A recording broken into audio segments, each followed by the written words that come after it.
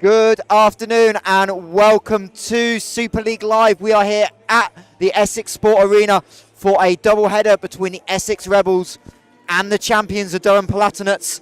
And it'll be the women's game to get us underway in the Mari Women's Super League. Michael Hanson-Morris, delighted to be joined by Essex Rebels player Ben Osborne as we get both teams onto court ahead of this game. And Ben, this Essex-Durham matchup, always a big one. It is, every year, we always look forward to this fixture. And it's going to be exciting this year, There's a change in the league standings. Normally, Durham right up there towards the top. But this year, looking more towards the bottom of the league. So I'm interested to see who comes out on top today. Indeed, and obviously these two sides meeting for the first time this season.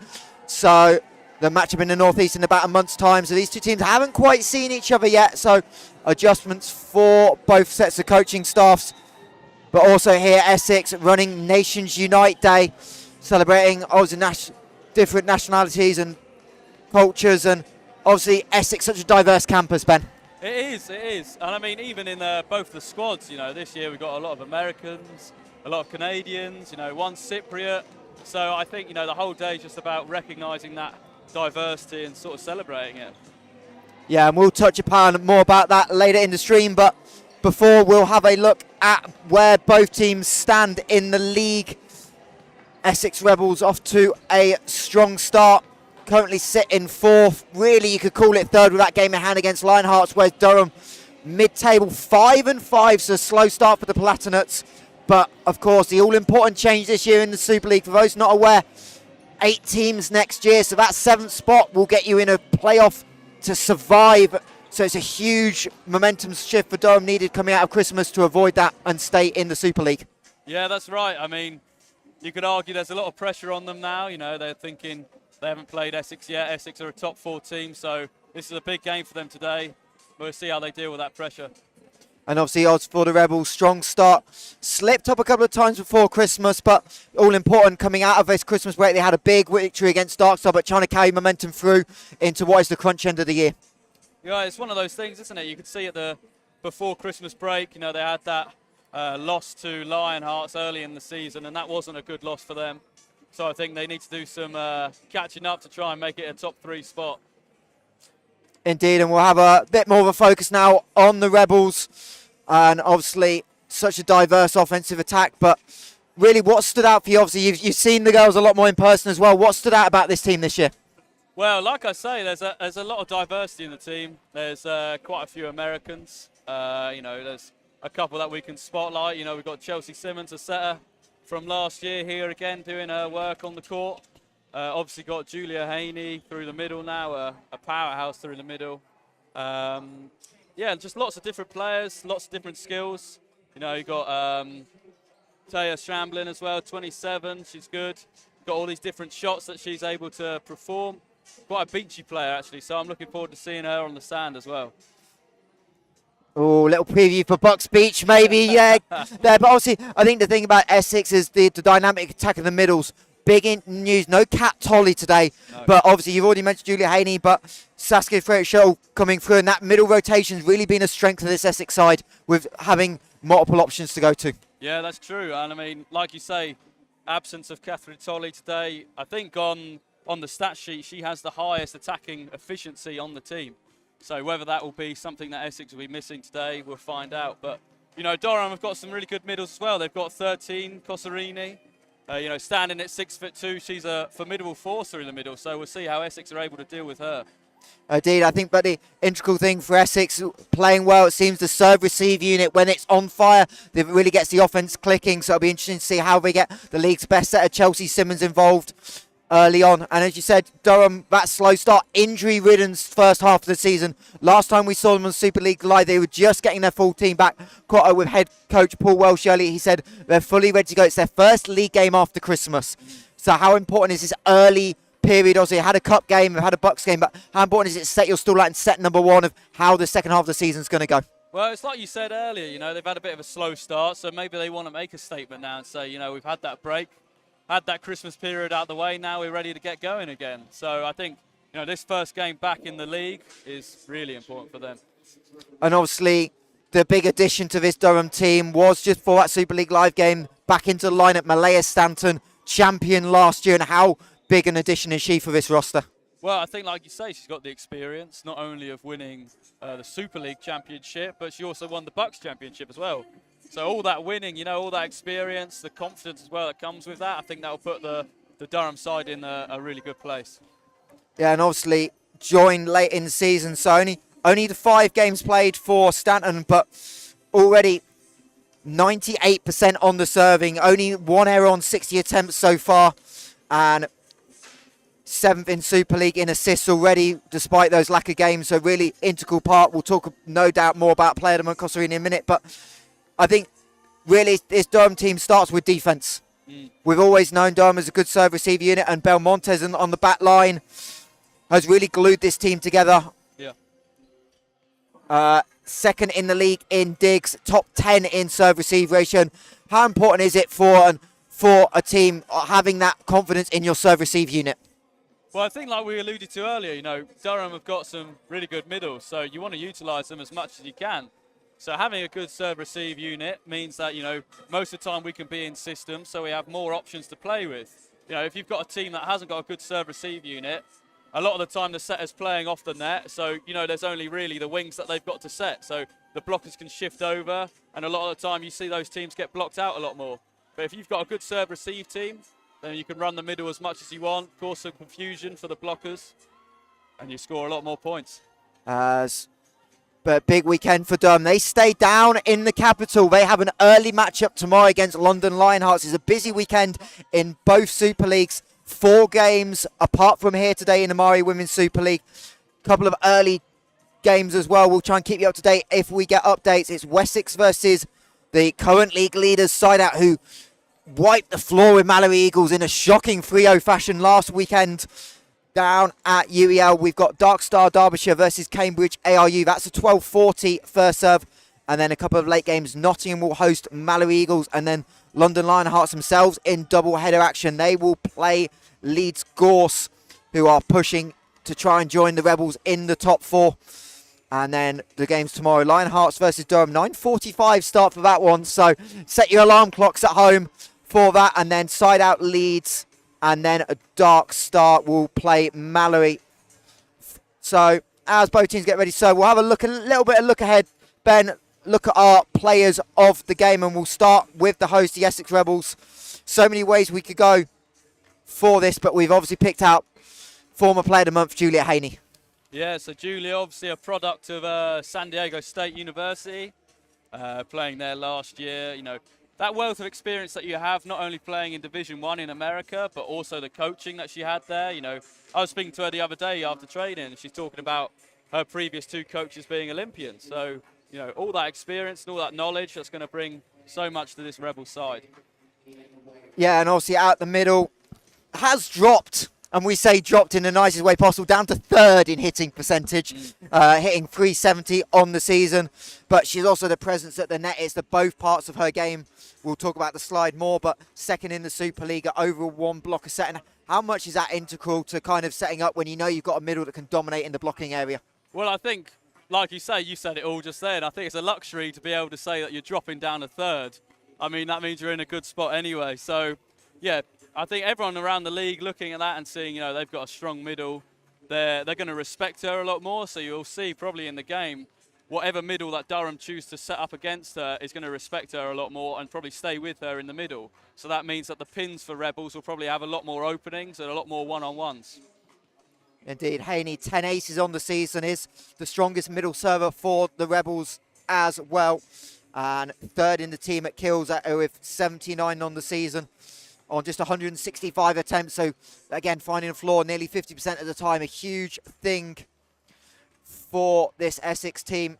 As you see her there, just warming up to serve. We'll now have a flip over to the other side of the net. We talked about the middle. The middle we expect to see matched up with her for Durham, the November Player of the Month. So the 2 Player of the Month so far going against each other. Number 13, Claire Cosarini. Yeah, I mean, she's got a lot of talent. I was doing some research yesterday, and I found out that she was part of the Canada Under-22 squad, I think it was. Yep. So, having that international experience as well on a big stage, she's going to have a lot of experience, a lot of confidence coming into this game. And leads Durham in so many statistical categories. It's almost like pick which one you want with Costantini. Leading the team in aces at 15, hitting percentage at 280, second in attempts as well, which getting a middle 220 attempts in 8 games is a pretty mean feat by Durham. And then also the leader in blocks, 26 total on the season for Costantini. So a little bit of someone that can do it all as we get ready to welcome the teams to court and the starting groups.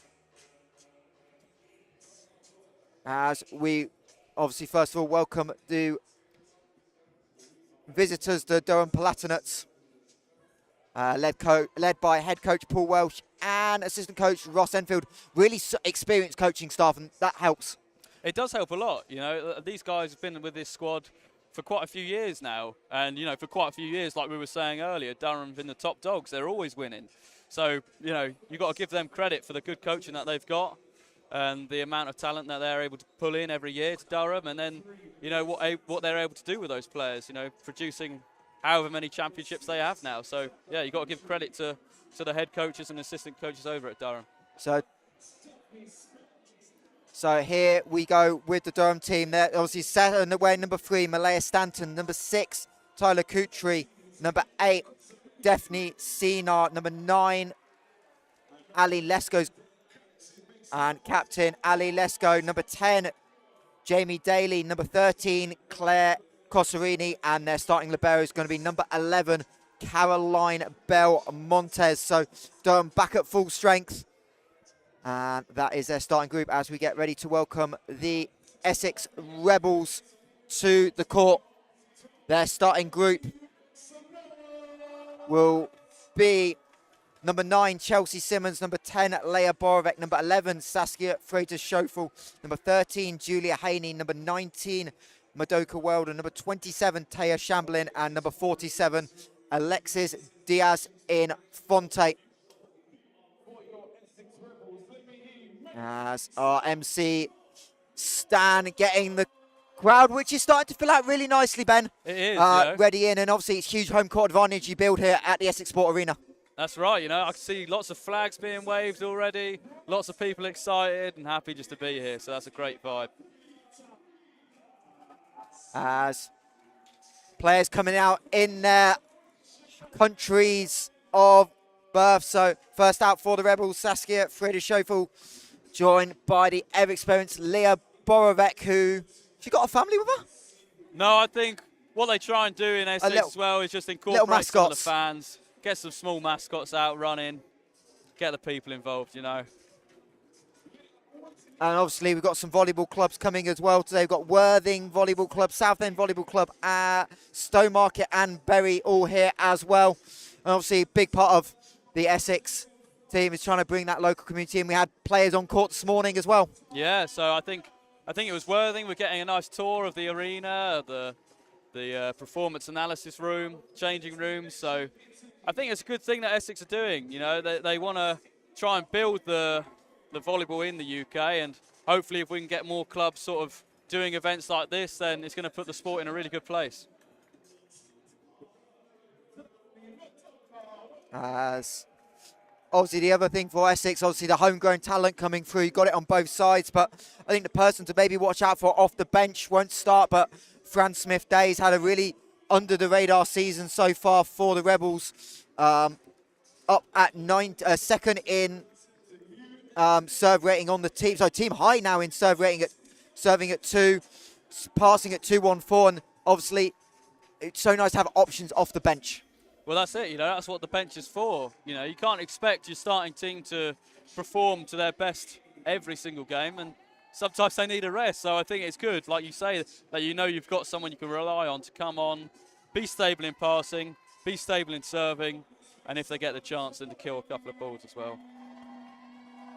As Maury Lawrence, the last Rebels player, on to the floor, and Ben, currently got 54% of people at home thinking Durham are going to win, but what is the key for the game for both these teams? Well, I think we said it earlier. If Durham can get their passing unit into a good position to put the middles in, then we're going to see our middle start to protect the middle channel a lot more. So I think serve receive really for both teams so that they can run that middle channel is going to be the key to success. So really it comes down to who passes best and who attacks well. And that's quite a cliche thing to say, but I think it goes towards this game. Fundamentals win out in volleyball a lot of the time. Right. That's right.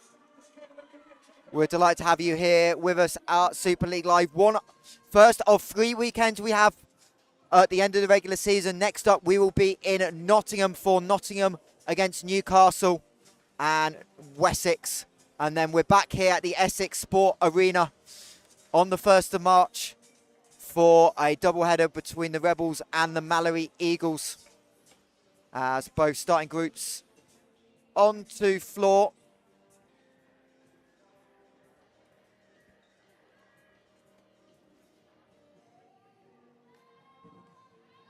And we're about ready to get underway.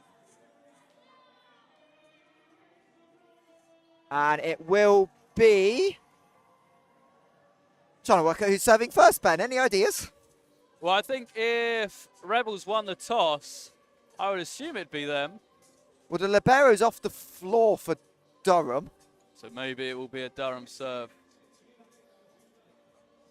Yeah, it looks like Rebels are setting up into serve-receive formation, so I'll assume it's Durham. Indeed, that would make sense. Libero off the floor, you're gonna serve. Probably the way to go. So it'll be the middle, Ali Lesko, to open us up. 7 aces on the season. See if she can get underway as we're about ready to go. Mari Women's Super League here at the Essex Sport Arena. Essex Rebels and Durham Palatinates underway as Simmons. Immediately trying to go to Shamblin. Well covered by Weldon. Little roll shot. As Durham goes straight to Cosarini, and that's how you get your middle involved. Well, there you go. First point of the game, asserting that dominance through the middle channel. And Durham bench up and enjoying that one. And first league game, go to your best hitter off the rip. And again, a slightly contained service. Haney on the slide. That's her bread and butter. Well, there you go. I think that's the Rebels' way of saying we could set the middle as much as you can. And we'll see that, no doubt, a few more times from Haney, Chelsea Simmons, and Julia Haney. Heard Haney talking about that importance of the setter connection. It was one of the things that you never know coming overseas how it works, but her and Simmons have really settled in as Durham back to serve for the first time. It is Haney on the serve. Strong swing. Well dug out by the Rebels. They try and go down the line and find the winner. That's Shamblin pushing into the corner. Well, there you go. That almost looked like a pokey shot there. It might even have been. So, like I was saying, that beach experience is going to come in handy here for her. Taya Shamblin, the passing specialist for the Rebels as well in the back row. Had a really good game last week against Darkstars. Durham trying to respond with the slide. Freddie Chauvel somehow, I think that was a kick save, but unfortunately that was the third touch, so doesn't quite count, but a great agility by the Rebels. And again, Cosarini involved in the action early. Yeah, I mean, we expected this matchup, didn't we? And that's what we're seeing already early on in this game. These two powerhouses going against each other. So it's the setter, Malaya Stanton, back to serve, and she commits the service error. Maybe it was a commentator's jinx. I said in the pregame only one error on the season. Make that 2. Yeah.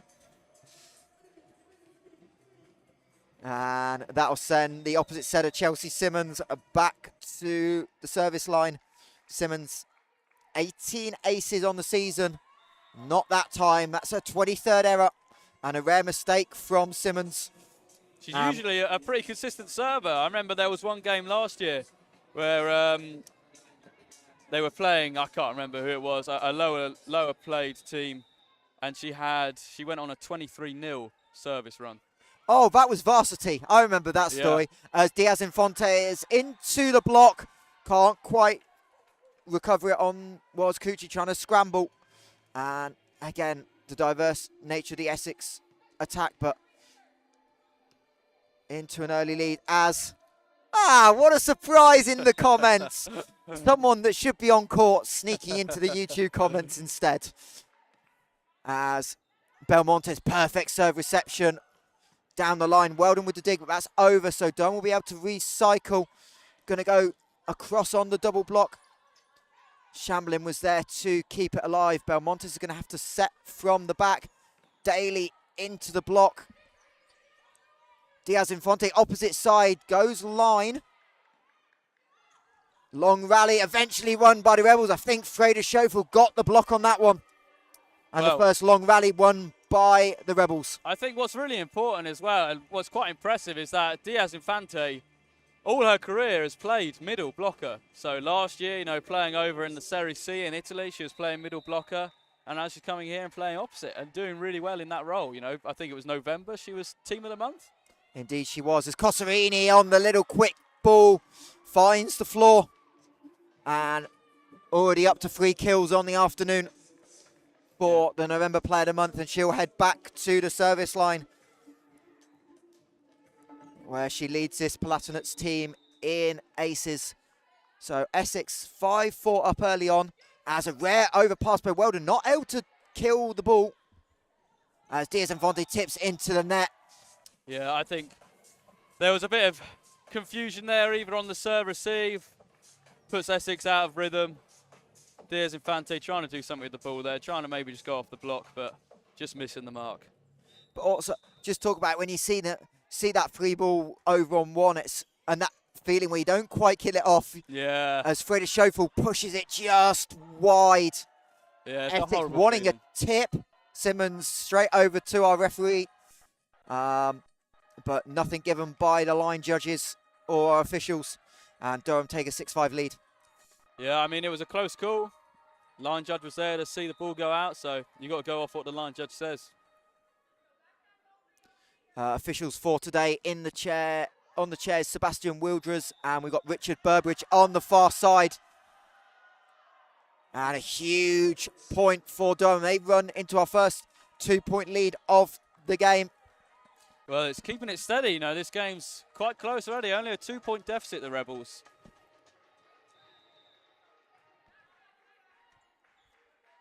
As Cosarini trying to win another one on serve. Diaz Infante into the block. Nothing there on the back. Huge monster block by Ali Lesko, and Alex Chinlery says, we need to talk it over. Well, that's a really good move from the Durham blockers there. You know, you can see Diaz Infante trying to run an inside ball. That outside blocker just recognising that and taking a step into court and closing that block with the middle blocker. And Durham take the 3-point lead, 8 points to 5. 4 straight points for Durham. As, again... Well, we said that the key to this game was the good passing and using the middle, but actually what we've seen so far is a lot of blocks from Durham. So maybe Durham needs to keep on that train, keep getting more blocks and stopping the Rebels' attack. Indeed, and obviously the rotation with the middles back on the service line sometimes is a defensive weak spot with kind of a no libero on court, but Durham taking advantage there with the height and obviously getting a point. And welcome all you to the stream. I believe I'm going to make an educated guess. We've got family of Chelsea Simmons with us as Diaz Infante blocked again by Daly. And that roll little tip shot right now is not working for the Rebels. It's not working. Maybe the Rebels either need to change their decision making in the attack or they need to work a little bit harder on their cover. It's hard to say what Infante was going for there, whether it was for a recover ball to use again or whether she was going for the block out. Cosarini a little bit more juice on that one. Cross-court swing, but unfortunately a net violation on the Rebels trying to set up the block. Believe that was Tyler Kutri at the net. And that will end the service run for Durham. And then Saskia Freda Schofel back to serve.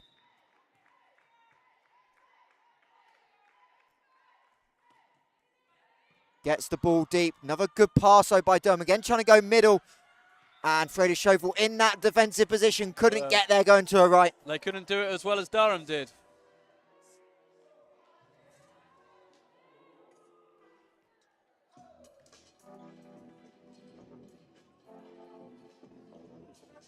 So that will bring the American Kutri back in. One of the more consistent servers on this Durham team as Simmons keeps it on the side of net, but Essex can't put a proper swing on it. Daly, huge defensive play in the backcourt by Weldon. Durham block touch again there, and a pipe swing by Sinar, no good. But well, I think it's good. You see the confidence from the backcourt, you know, free ball up in the air, you've got to take a swing on that, rather than just giving Rebels a free ball that they're going to set and put away straight away. I rate the confidence. It's a good swing. But again, Essex not finding clean points right now. Everything is a battle. Yeah, there's a lot of touches on the Durham block, which is good. You know, they're making sure that they're getting into the space, taking away that attack, taking away the power of the Rebels. So it's Diaz Infante back on the service line. She'll go cross court into the back row, and a little bit too long, but Durham trying to mix it up early. Trying to find that back line. I think that's a really good shot. Finding those deep corners. Not everything has to be a bounce ball. Finding those deep corners often puts people in a bit of trouble when they're trying to defend.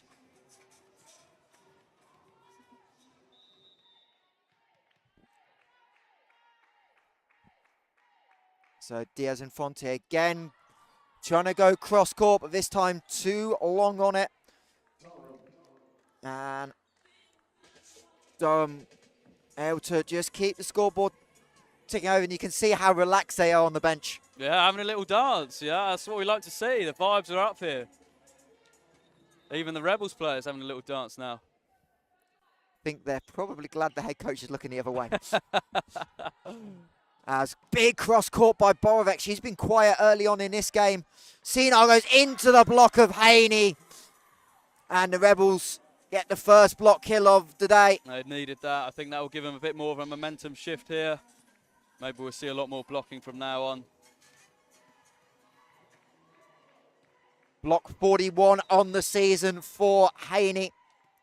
Doesn't get many on her own, but we've seen the ability of this Essex team to set up, and Chelsea Simmons, we haven't talked about that yet, as a misplay on the serve. Belmonte's going to keep it alive, but it'll be a free ball Rebels. Simmons trying to go middle. Haney makes no mistake. That's a great swing. Opening up the body there. She recognises where the middle blocker of Durham is. Just goes the other way. That's a great shot. And not a lot you can do as an outside in that position. All you can do is pray. Hit me somewhere. Shoulder, forearm, anything to keep the ball upwards. Just not the face. As Borovec. Sinar goes cross court. Weldon again with a huge dig. Wow. And Haney finishes, but Madoka Weldon, another huge defensive play. Yeah. And that was really good. You know, just a one-handed dig there. I think maybe... Oh, Borovec got a left hand to it. Yeah, just a one-handed dig. Perfect to the setter. Right into the pocket. Pop it up for the middle to kill.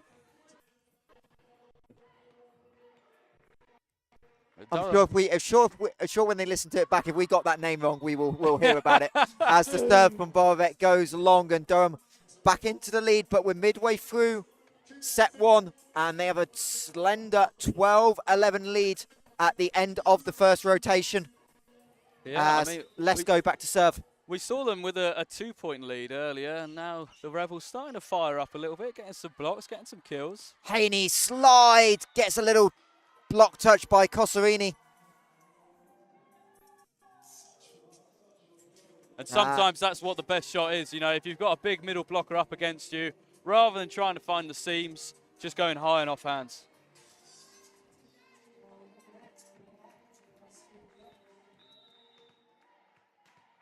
As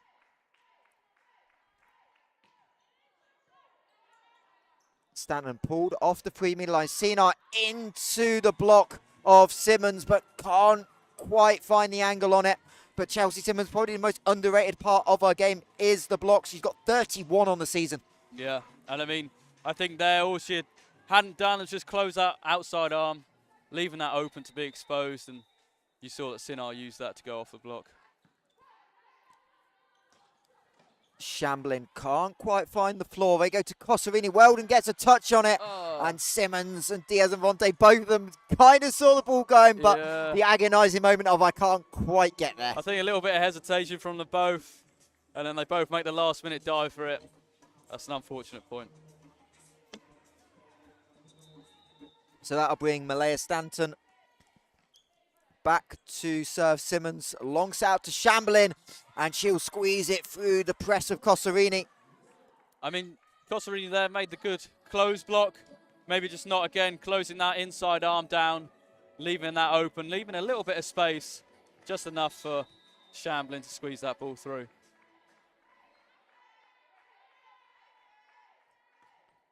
Belmontes. Cross court, and Simmons back in position one, trying to make the defensive play, but just can't quite control it. And this is what we said at the start of the game. You saw Belmontes gives a perfect pass there. Freitas Schofield staying with the middle there, staying with Cosarini. She was late to close that outside block, so you see it's just a one-on-one. As Sinar goes off pace, gets the defense scrambling off the top of the net, and Shamblin finds the floor. Wasn't the prettiest, but nonetheless effective for Taya Shamblin.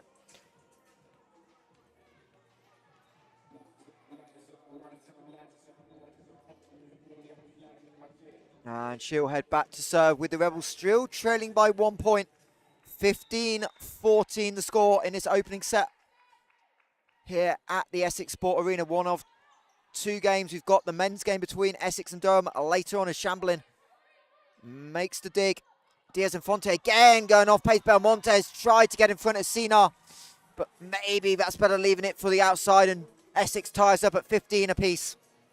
Yeah, it's a difficult position for the Libero to be in. You feel like as a defensive specialist, that's your ball. You need to get all those balls, but really, if the six back's in a good position to dig it, then you just got to let that go.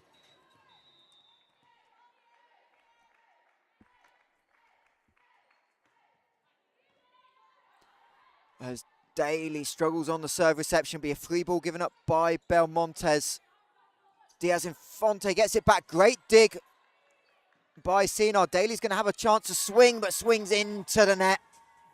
Yeah, that's tough.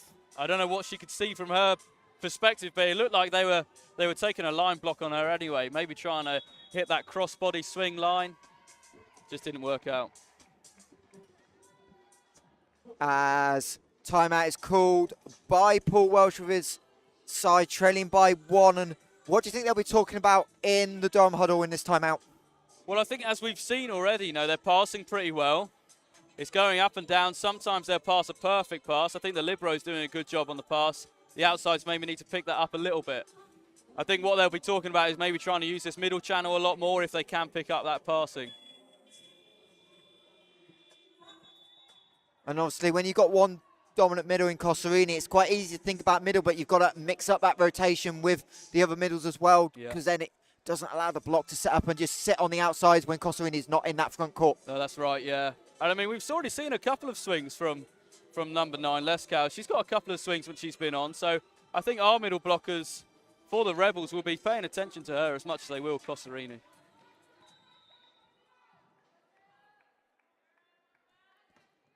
Shamblin goes line again, and Durham in an awkward position for offense. Little block touch, but Rebels able to fully reset. Borovec, big swing. Belmontes with a diving dig to the right as Daly tries to go deep into the corner. Borovec's going to go short and find the 3-meter line. Really smart decision by Leah Borovec. That is. It's just, at that point, it's about looking at the court and seeing where the spaces are. And I think Daly even gave a good shot there. Madoka Weldon not in a great position to play that ball and just had to give a high pass into the middle of the court, but Borovic's able to come up with a solution. Borovec, the team leader for the Rebels in kills. It's a service error by Shamblin, goes over the end line. Borovec nearly at 300 attempts already on the season, 112 kills coming into this game. Up there with the league leaders in the Super League. As Cosarini back to serve, and we saw Durham win 4 consecutive points on her serve the last time, but this time she responds with an error into the net. And we'll start to see some serving specialist opportunities. And Alex Chinnery going to the bench. And in comes Francesca Smith-Day.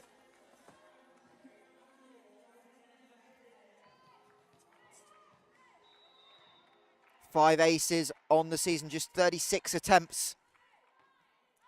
There's error number 4 We've seen a lot of service errors, mainly from the Rebels, but there's been a few from Durham as well. As it looks like a double change for Durham.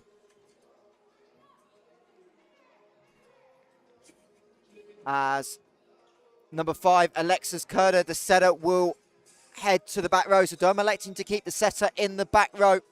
And up front will be number 17, Emily Sheeprus. I think when it comes to this part of the set, when we're down the second half, near to the end, you need that little bit more firepower front court. It gives you more options, more variety. Daly finds Weldon, who's had a terrific set one. Borowek cross court finds Belmontes. Kutra's going to get there. Little tip line, well read by Shamblin, so Essex able to set up. Borowek beats Belmontes at the second time, and Leia Borowek is heating up. That was a long rally. Lots of little tips and volleys and what have yous, but finished off with a big kill cross court.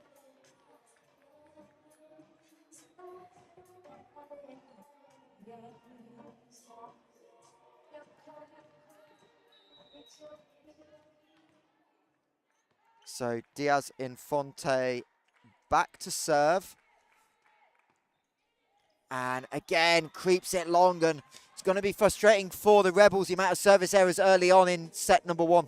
That's a great leave there. It was almost Matrix-like, you know, having to dodge out of the way of that one. But how important is it to have see the ball, knowing it's a little bit more floaty, having that time and moving your feet so you've got a little bit more time to make that decision and understand where that back line is? Well, that is the key to serve-receive, really, I always find. Is trying to move your feet behind the ball, you know, rather than just trying to stay in the same position and move your body. It's so important to move your feet behind that ball. And when you can tell the ball's going out, you can't just leave it. You've got to track it back to the baseline just to make sure. As we get the set a kill by Chelsea Simmons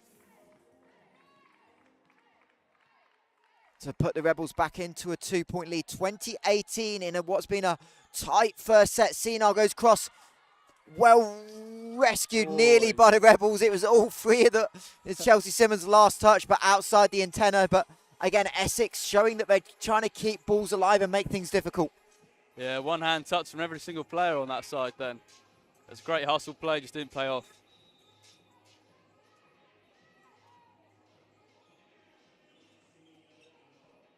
Simmons, Haney slides to perfection. Durham with no libero on the court, with Lesko on the serve line. Well, that's it. That's what I was going to say. You know, having that vision to be able to see, right, there's no libero on court right now. We need to get a swing towards position 5. So Essex reversing the substitution. Smith Day not going into the front row. Freda Schofield back in.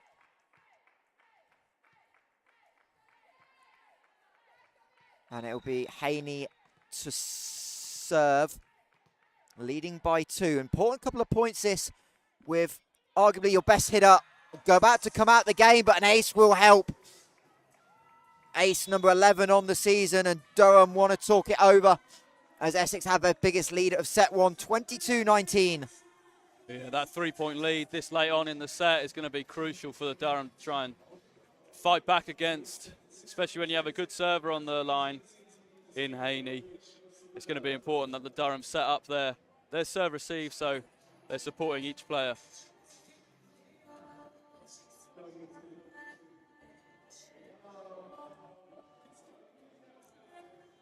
But I think, if they were just about to get to it, important where arguably your number 1 offensive threat, being a middle, is about to head to the bench. This run of points and trying to keep her on court is important. Yeah, that's true.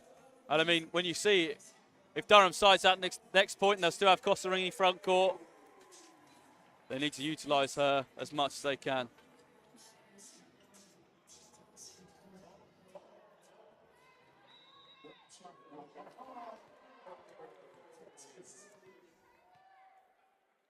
So it'll be Haney back to serve. Sinar leaves it, but it plants the corner, and that might just be the moment that wins a set for the Rebels. And I mean, that's perfection. Coming out of a timeout like that, able to produce a serve that's so pinpoint accurate in the corner. I think she might have sealed the nail in the coffin for this set. So Rebels by 4, the bench back with energy off the top of the net tape. Haney ace again. 3 in a row. Now, it's hard to argue whether that was meant or whether that was just a fluke, but I mean, the ability to be able to change up where you're going with that serve, putting it long, putting it short, is really causing a lot of trouble for this Durham serve receive. So, out of nowhere, 5 set points for the Rebels. And they give up a free ball. Simmons, cross court, Chamberlain, set 1, Essex 25-19. And they are rolling with momentum, the Rebels, from 19-18. 6 of the last 7 points to close out what was a sluggish start. I think they've seen who's hot on the serve receive unit now for Durham, and that is the libero. She's she's really good in a good position, giving lots of 3-point passes. The pins, however, not up to scratch at the moment, but that can change. That can change in the second set. But I think it's good vision from the Rebels to be able to see that who's struggling in the serve receive unit. Let's target them, go after them. And you saw at the end of that set, that gave them 3 advantage points. As in this set 1, we have a performance by the Nepalese Society here at the University of Essex. As Kat Tolley has decided that she's going to take her on-court trash talking to the YouTube comments. Yeah, that can get you in trouble there. It's going to cause enemies. For Durham, obviously, unfortunate how the set ended, but still a lot of positives from the first 35, 40 points. Talked about that serve-receive unit. Obviously, a couple of mistakes with leaves, but they've done a lot of good decision-making on the longer serves of deciding to play it yes or no, but then the passing's been really good for Stanton as well. Yeah, it's difficult, really. I think, like I say, the pins are struggling a little bit, and I don't know whether that's because they're more focusing on the attack side, trying to produce more points so that they can be in a level position with the Rebels. But from what I could see up here, they're not moving their feet. They're tracking the ball sometimes, but they're not moving their feet to get behind the ball and play it. So I think what they need to do coming out into this set is really try and track that ball right back, because the Rebels are putting them under a lot of pressure deep in the court. So being able to track that ball back, get your body into a good position behind the ball, be able to deliver a better pass for the setter. And obviously the other adjustment as well, Rebels spreading the ball out a little bit more. We saw early that Durham block kind of key in, but the change in Simmons just to mix up where the ball was going. Obviously we saw Borovic get hot at the end of the set, but we saw Diaz Infante with a couple of swings. Chamberlain got involved as well, and obviously we know the middle connection with Haney. So that distribution of offense for Chelsea Simmons changing really boosted the Essex late in the set. I think that's right, and I think the Durham coaching team would know who are the key threats of the Rebels. So hopefully they would have had that discussion pre-game and say, look, we need to prioritise this player. Probably Borovets front row, as well as, Chauffeur and Julia Haney when they're front row. So knowing who's the key targets and who are the ones that are getting hot right now. Indeed, as both sides about to get underway for set 2. Looks like no changes on either side, probably as expected. And both liberos having a big impact as well early on. We've seen Weldon in particular with a huge diving saves. Obviously, consistent what she does. Doesn't necessarily stand out with his Essex team consistently because you've got Chamberlain with her in the back row a lot on the defensive end. But the confidence she brings out to this Rebels team, you kind of hear the teammates talking about it on the day in, day out basis. Yeah, I think it's funny, isn't it? Liberos often don't get a lot of credit, but you've got to give credit where it's due. She's made a lot of good dives already, saved a lot of points from Durham. So I think if she carries on producing that turnover in this game, we could see a 3-0 win. And interesting here, with Haney being hot at the end of set 1, Rebels choose not to serve her first. Yeah. They'll go with Borovic, who pushes it wide. Perhaps to keep her front court. I'm not sure what Chinnery's idea was there, but I can imagine it could be doing something that keep her front court, keep her scoring us points early on in the set. Yeah, we saw Haney serve first in set number 1, so a little bit changing the rotation order as Stanton there. Chamberlain, cross court, and the Durham press not quite there. That's a nice just thumb down shot there, you see. Recognising that the blockers are taking away your line, being able to just cut that ball down to 4, that's a really good shot.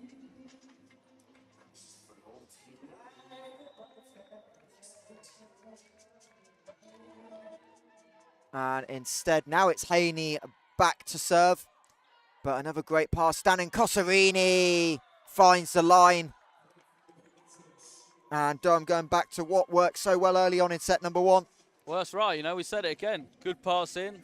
Middle's able to run. And when you're operating at that height that Cosarini does, you're able to have all these different shots at your disposal.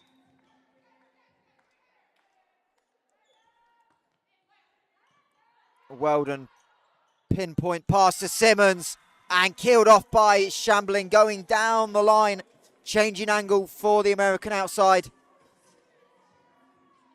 And that's right, you know, we saw the shot before that, cutting it down to 4.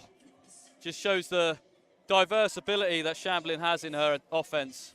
Able to cut it down to 4, but then also able to produce a big swing down the line. So I think that gives dividends to her skill. So Chelsea Simmons back to serve, 2 points apiece. Set number 2. Essex having pulled the first out with a late service run as Sinar goes long. Weldon plays it. It was probably going long. Borovec from the pipe can't find the floor, and Cosarini has to adjust and wins the point. That's a super hard adjustment, but well handled by the Canadian.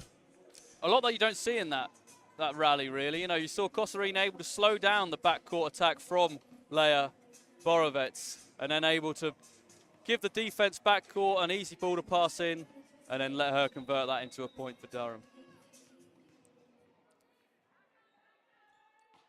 As Cosarini, Weldon, Simmons nearly with a pickup. Alex Chinnery didn't agree, but there was no argument from the players. No. So I think safe to say Simmons couldn't quite rescue the pancake. I mean, it looked good from up here, but referee's a lot closer. He's got a good look. Yeah, might need a pair of binoculars. We might. But you can always normally tell with players' reactions as Simmons goes to Diaz Infante, and she squeezes it through the block. It was well set for Durham. Wasn't the easiest ball to swing on. And that's right. I think from what you can see there, the blockers, you can even see the head coach of Durham telling the blockers there, you're leaning back a little bit too much. You need to really press over, take away that space. As you saw, Durham caught that one net violation early in set 1, but yeah, it can be a difficult trade-off, really. Trying not to touch the net, but also trying to take away as much space as you can. As Borovec goes dig to kill. Another huge swing by the Croatian. Finding that seam in the block perfectly. Yeah, that's a great swing. Swinging between the seam and the block, and then the seam between the defenders as well.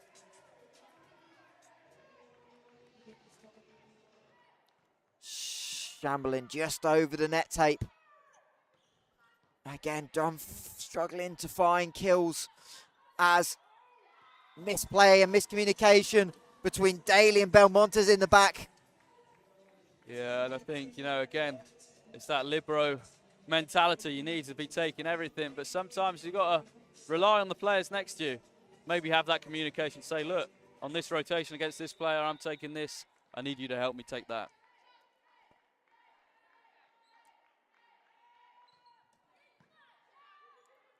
Stanton, big bat set, and the ball just creeps out wide by Kutri, but much better from Stanton, changing the angle, and Kutri will be happy with that swing. I think so. I think sometimes it's difficult. You try and make a shot that's not there to play, and there you could see trying to make that line swing, but just missing the mark by millimeters.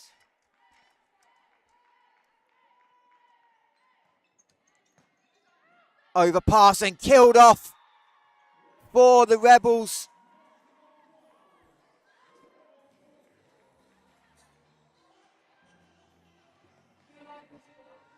I think it was... It's a middle's dream, right? Yeah. Free overpass, loads of time to get under it.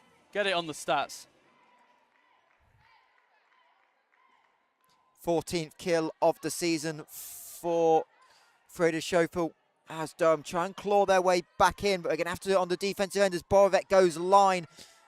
Stanton with the dig, so it's Belmontes on setting duty, and Weldon plays the ball that was going long. I mean, it's not the prettiest swing in the world. It looked a bit more like a float serve, but it did the job. It put Weldon into a difficult position to dig that ball, and you saw the result.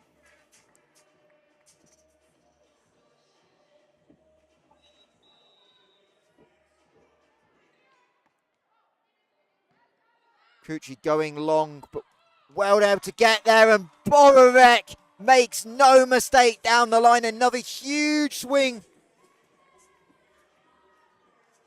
You can see on that replay there, the Durham middle nowhere near closing that block on the outside. So I think maybe the next time out, that's something they'll need to discuss, is say, look, Borovec's being set the percentage of balls, you know, the majority of balls right now, we need to prioritise her in the front row. As Daly goes cross-court, Essex defence is there. Borovec will give up the free ball, but Rebels still alive. And the slide gets a little block touch. And a big point for Durham to win, to keep them in shouting distance. Trailing 8 points to 6. And 1-0 down as Durham try and reboot as shambling away to her left. Weldon has to play it from the back line. Borek still going to put a swing on it, but finds Belmontes, and the pipe attack, the serve set by Stanton not there, and not a lot Daly could do. I think there's been a momentum shift now. You can see Durham trying to produce shots, like I said, that aren't really there to be made. So that back row set was maybe more just to get a free ball over, put it into position to take the setter out, cause Rebels to be out of system. Stanton with a long set into the block. There's the Rebels. Simmons and Haney combining once again. And that was a great block. Getting right in front of the attacker's line, able to close down that power line for the ball on the ground.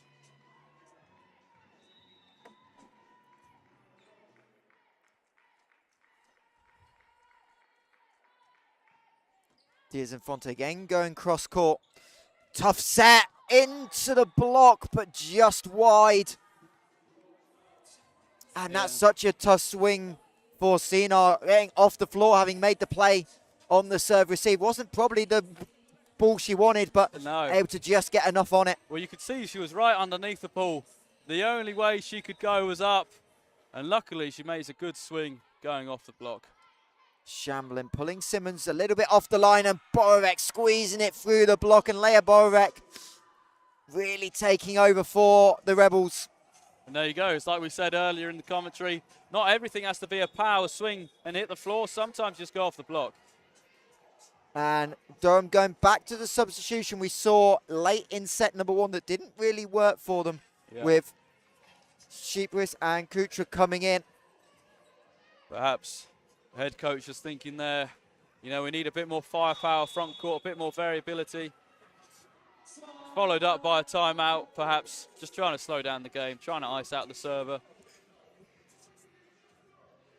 Probably not a bad decision by Paul Welsh, and it'll be that trying to find some success with the defense. That's what got them into lead in set number 1, the block having an impact. But how much of it is that a change of Essex's shots? We talked about early.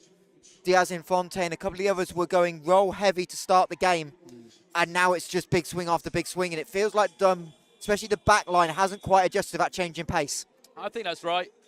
You could argue that's to do with number 9 Chelsea Simmons setting, maybe putting those players in a better position to be able to make those swings and create those angles. Or you could argue, you know, like you say, Durham taking their foot off the pedal a little bit, being a bit lackluster in their defense positioning and their blocking. It's probably a combination of the two. So Borowek at the service line. Finds the error out of the timeout. It's always one that the coaches love. Call a timeout, ice them, and get a service into the net or over the back. Yeah, there should be a statistic for that as well. Borowek, the leader in errors from the service line. As Simmons goes to the dump. Great pickup by Durham, denying Simmons the kill, but they'll have to play more defense at that block touch. Misfoots Daly on the back line. Not a lot you can do in that position, but with it's good hustle from Durham there. You know, again, like I say, the positioning and defense not quite there. You saw a bit of miscommunication again on that high ball that was going out the back. libero and back row 6 player. Unsure who's taking it. Kutra goes, tries to get the kill because that was going over. Diaz Infante with a huge dig and the hitting error by Shamblin. Now the problem Durham have here is it's quite a big mismatch on that front row. You see number 5 Kutra going up against Shamblin there. Shamblin able probably to hit over the top of the setter on court now. Yeah, Kutra 17 kills, 43 attempts, hitting about 200% efficiency. It's interesting as someone that obviously started the season with standing out the lineup, setting that she's kind of got that kind of changing pace. You'd expect someone a little bit on the short side. She doesn't maybe go for as many kills, but yeah, those numbers in limited sets quite the way up. So she's obviously got an eye in for a collegiate career of trying to be a bit more aggressive, especially the outsides aren't quite firing it. It's a nice little change potentially for Durham. Playing to your strengths as well, you know. As you can see, it's quite a bit of a difference between what Costarini can do and then what someone like Kutra can do. So I think it's like you say, playing to your strengths. If she's able to go off the block well, trying to play that a lot. Simmons, another service error goes long.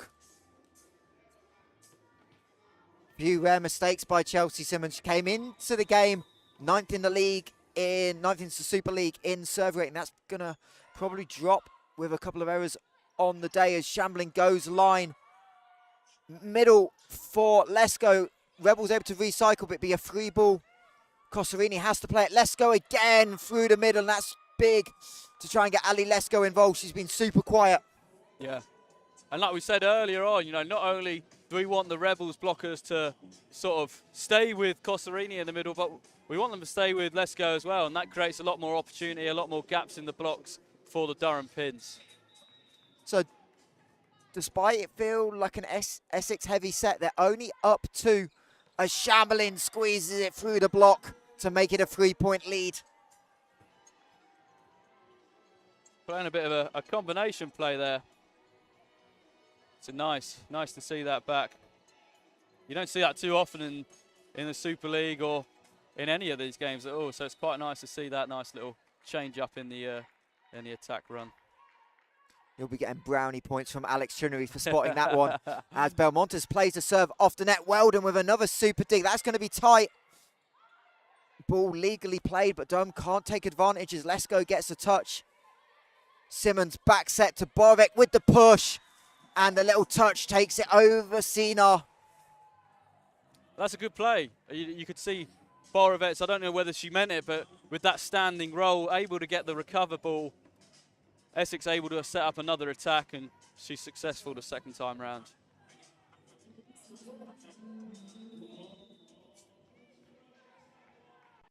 A 4-point lead for the Rebels now. Puts them in a pretty good position. I think Chinnery will be feeling quite confident with this set. But what isn't a good position is another service serve. That column on the coach's chart will be racking up. It will. Yeah, those are the type of errors that coaches, I think, get the most frustrated at.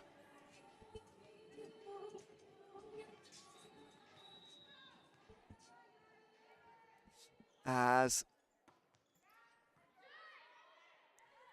Rebels try and go. Diaz and Fonte on the back set. Can't quite find it. Let's go. Good hands by Freda Schofel to keep it alive. Borek leaning back, finds the floor. That's a tough opportunity for Borek, but she continues her hot streak. That's a good swing.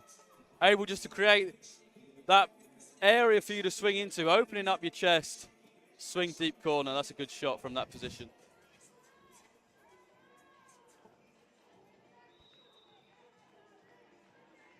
As it's Freda Schofel back to serve off the net, and it feels like the home court net is paying dividends. A few times we've seen the Essex serves roll off.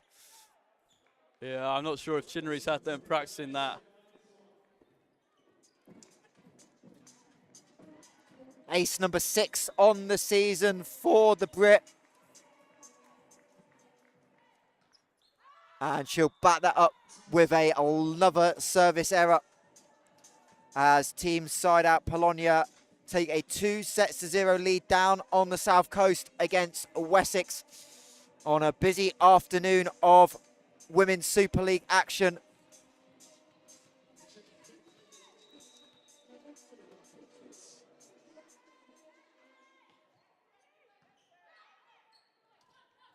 As Durham into the net, trying to close out on the block. It was a Lesko, I think, with the net touch. Yeah, And the Rebels into a 5-point lead. That's tricky because you see Infante running an inside ball there. And the Durham blockers having to make a read on that, try and close the block inside. Unfortunately, coming up with the net touch at the same time. As Belmontes plays it late, a quick shout of in off the bench. Durham block touch, but comes back on the Essex side. Big swing, Weldon again with a huge dig. Borovec pushes it long. Just got underneath that one, I think. You know, maybe the confusion of the middle setting to the outside, being a bit eager, going in a bit too early.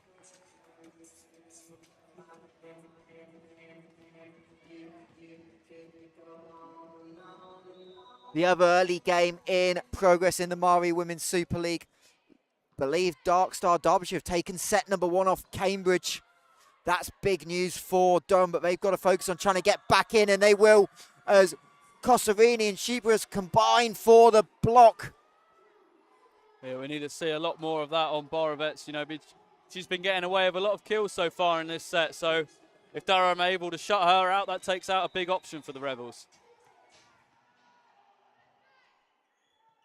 Just a second block of the season for Shebras as the ball finds the line. And as we saw late in set 1, big momentum swings, and Durham are clawing their way back into this. Yeah, only a 2-point deficit now for Durham. I think if we see this momentum carry on, the scoreline could soon change to... As Simmons tries to win the point herself. Diaz Infante into the net. She holds her hand up, and the energy from the Essex side seems to have gone. Alex Chinnery stoic on the sideline. Yeah. And Durham are 1 point away from tying it up. I think he can recognise that shift in momentum as well. Strange not to call a timeout at this stage in the game, but maybe he has trust and faith. Borovec goes over the top of Cosarini. He's got future vision, I think. He can see into the future, so knew he didn't need to call a timeout. Great to have so many of you joining us for Super League Live here at the Essex Sport Arena. Keep your comments coming in the chat. As Cosarini's been quiet in set number 2, hasn't seen a lot of action. Yeah, I do think, you know, in my opinion, even though she scored the point there, I think both the middles are being set a bit too low at the moment. Maybe Cosarini doing well to just drop the elbow and not lift that too much. Alex Chinnery wanted the lift called, but not coming in. Essex do reverse that double substitution. So Kutri and Stanton back into the game. It will send Stanton to the back line.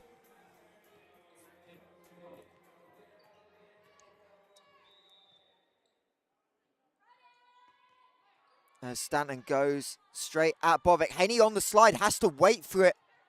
Belmontes will play it, but not her greatest set. Weldon. Shamblin again off pace, dug up by Stanton, and they'll get it over. Huge pickup by the setter, but Haney's makes no mistake. And that's great defensive hustle from Durham, you know, able just to pick that ball up, keep it in play. But as you say, Haney's having none of it. She says this rally's ending here.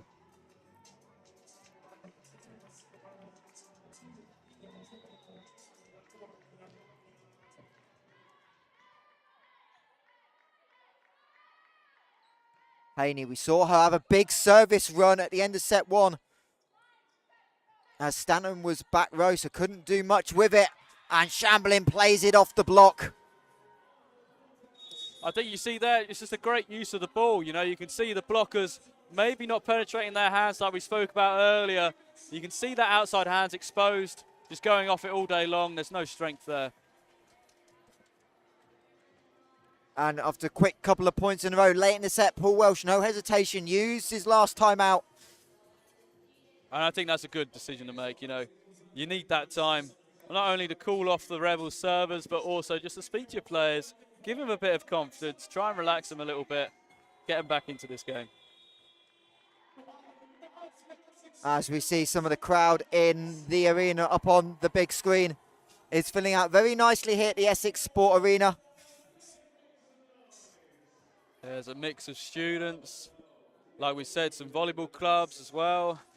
It's good just to have people here trying to spread volleyball as much as we can in the UK. And the Essex men's players and the Durham's men's players both in the house ahead of that game in about an hour and a half's time. Those two sides squaring off for the third time in 3 weeks as Cosarini out of timeout goes straight through the block of Freda Schofel. And there you go, that's what I mean. You know, you see that substitution with the setter. I think Stanton's providing just that little bit more height for Cosarini to be able to produce a more powerful swing on it.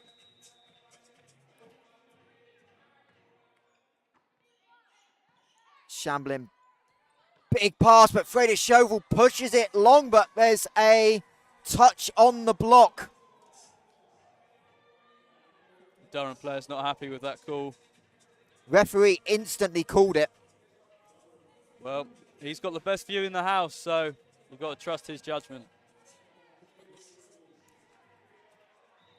Where's VAR when you need it? Well, that's right. Give it a couple years. Someone will install it. Belmontes. Stanton has to scramble, so 3-meter line hit for Durham. Diaz Infante goes long cross court, well dug out by Sina. He's had a really good defensive game for the Palatinates. Off the hands of Shamblin, and Weldon can't get there. That's a good change of pace from Durham there. You see, just trying to hit that rolly shot over the top of the blockers, getting a touch off the block. Defenders struggling to pick that ball up.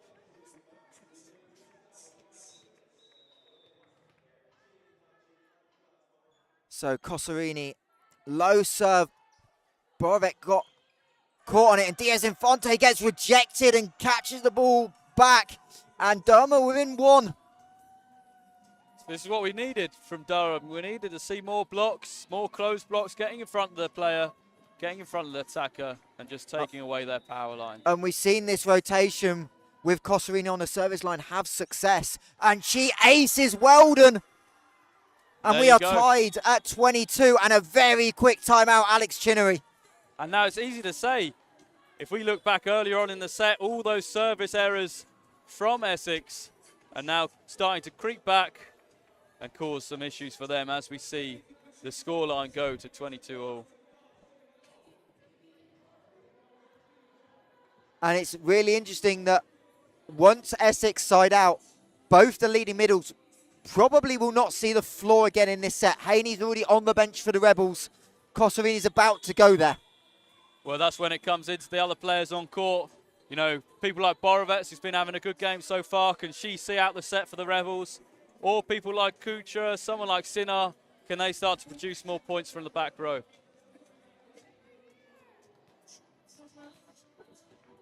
Maybe the other person Durham look to go to is Daly. She's been really quiet, but comes in leading the team in kills at 138. But Essex will want to win more points on servers. Essex can't get the offense set up, and a huge cross-court swing. There's Daly, and Durham lead. And just as you say, she comes in with that nice cross-court swing. It doesn't help that Rebels give a free ball over and just set up the attack for Durham. And that weak side covered by Diaz Infante, not coming off the net in time to help out Weldon as Borovic gets turned around. Simmons scrambling to get there. Shamblin finds the floor and beats Cosarini, and that's where normally your libero's right there. Well, that's it. But like we said earlier on, being able to see that, recognise that there's no libero on court, it's a middle defender there, trying to expose that as much as you can. Taya Shamblin back to serve. 85% efficiency on getting ball in play. That's going to be crucial late in this set. Finds Sinar. Daly finds the back line. There you go. That's what you need to see. Maybe been a bit quiet in this set, or this game in general, but really starting to come alive now, scoring 2 points late on. Set point Palatinates trying to tie us up at 1 set apiece. It'll be the American Kutri back to serve. Huge ball in play. Not really going to look for the ace, just a float serve. Pushes Weldon back. Simmons has to come off the net. This is tough for Diaz and Fontaine.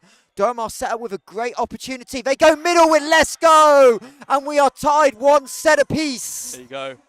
I think some maybe poor decision making in the setting there, or maybe it comes down to just a bit of miscommunication from the Rebels, because trying to run a couple of strange routes there, you know, you see Diaz Infante coming round, trying to hit through the middle channel, but the set just not there. Maybe the pass not being in as well caused a bit of confusion. And that gives Durham the opportunity to side out and win the set. And the frustration will be for Essex. That was a set they would dominate with 17-12. Yeah. And they were looking comfortable, and all of a sudden, the little service run and then couldn't quite close it out. And it was the quality of the serve receive for the first time really let the Rebels down. Yeah. And it's funny how quickly these things change in the game, you know, being in a 5-point lead to then just losing the set by 2 points. I think that goes down to concentration as much as anything. You've got to be in the game at all times. As we get the Essex cheer group on the floor. As for Durham, obviously, kind of almost the reverse of set one. They obviously started well and then faded, kind of seeing the opposite. But you can tell the confidence they've got, and getting now a couple of extra hitters in is going to be crucial if they want to pull out what would be a huge victory. Yeah, well, like we saw at the end of that set, if we can get those players like Daly to carry on scoring points for Durham, that just gives them another option, front row and back row even.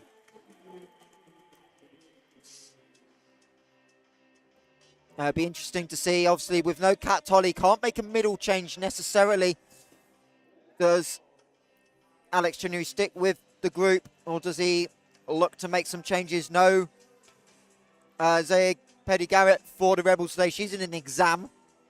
Everything that a volleyballer wants on a Saturday, right? Well, Ben, that's right. an exam. That's right, an exam. That's even tough. What's worse, having an exam on a Saturday or missing a volleyball game? Oh, gosh. I know what my answer would be. I won't put you on the spot with your director of sport and head coach standing 3 meters to your left. As Durham back out. And obviously, the fact of that double substitutions kind of clawed him into the set late, but able to go back with Stanton, that steady experience and that winning experience last year. How important is that, especially with, we know how these university groups change a lot year on year, but to have someone to come back and understands how to win in this country?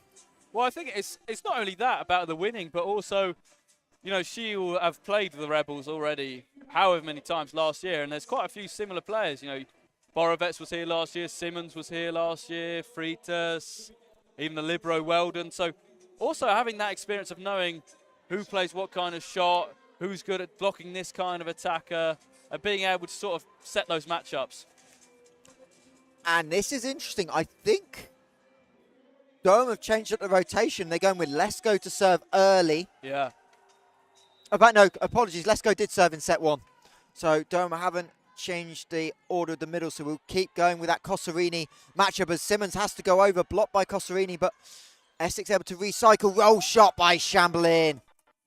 We've seen a lot of those small, just little shotty type plays from the outside already, and Durham's defence just not really keying in on that. Maybe it's a lack of vision from seeing what the attack is doing with their shoulder and their arm swing, or maybe they're just on their heels too much and not ready to play the ball in front of them. So Haney back to serve, slide for Cosarini, goes tip over the block. Huge adjustment. We just talked about the roll shot one end. We get it there. Same exact thing, you know, and I think you can see that, you know, a player like Cosarini, you can expect a big, powerful hit, but to be able to change that and just give a short little delicate tip over the block catches the Rebels' defence out. Borovec. Simmons has to go low into the block, but no cover. Paul Welsh saw it coming on the sideline. Maybe he was going to dive in there and try and pancake. Hey, that would be fun. It'd be a first. It'd be a first. Who would be better at playing defense? Alex Porter or Alex Chinnery? Oh, I don't know. They've both played middle in their time, so it's hard to say. Neither then. Especially if they're in the back row. As Durham play it off the block and tie us up at 2 points apiece here in the Essex Sport Arena. Mari Women's Super League action, busy weekend. Having rounded out the cup a couple of weeks ago. Teams getting back underway with league fixtures. And Shamblin! Huge down the line. And leaves Belmontes with no chance. Yeah, Belmontes just inches away from digging that ball there. That's a great shot from Shamblin, though. Yeah, and Shamblin hitting percentage, I think their efficiency is around 0.179, so That's way more efficient today, and I think that's the big thing for the Rebels as Durham goes long, that Shamblin's found the floor multiple times, and if they can really get her going on the attacking end as... But that's right, and we see Shamblin, like I said at the start of the game, she's able to change it up, make more rolls and tips. As Chelsea Simmons pulled over by the referee, and it's Durham's point. Something happened that even I don't know. This is where we could do the referee mic'd up. But it's Durham point.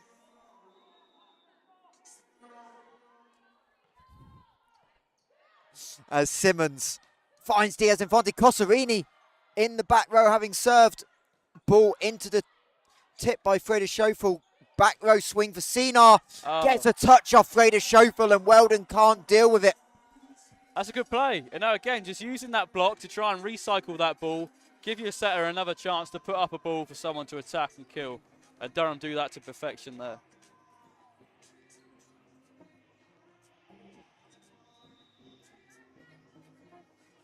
As Cosarini into the net.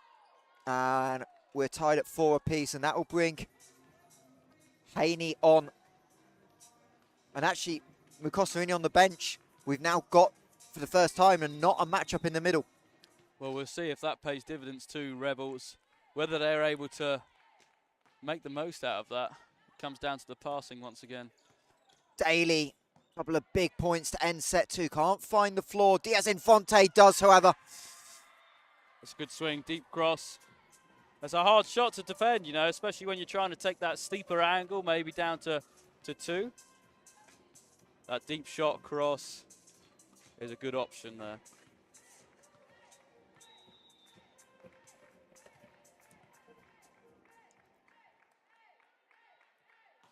Freda Schofel goes over the baseline again.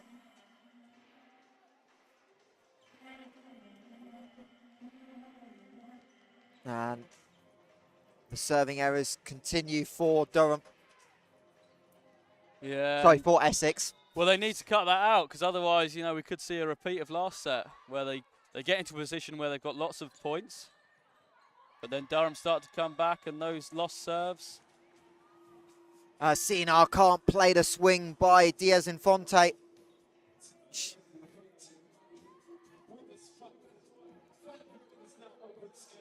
And she'll head back to the service line. How nice is it as a player when you've had a big swing for a win that you get to go back and serve? Well, it gives you all that confidence, you know, especially for someone that like is a big topspin server. Yeah, that gives you all the confidence in the world that you need to put up a good swing there. Let's go with the slide rejected, and Durham managed to scramble to keep the point alive, but not for long as Borek squeezes it over Stanton. And as an outside and as opposite, when you've got the setter lined up at the net, your eyes just wide open, and Borek, the way she's been playing, is going to make no mistake. Well, that's it, seeing that, being able to recognise there's a seam in the block there, squeezing that false line, scoring the point. Now, I do think the passing has picked up slightly from the outsides of Durham at the moment. Good defence play. Unfortunate the libero couldn't make it there.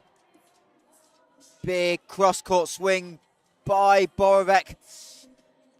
Sinar managed to get a shoulder to it, but fortunately way out of the reach of Belmontes.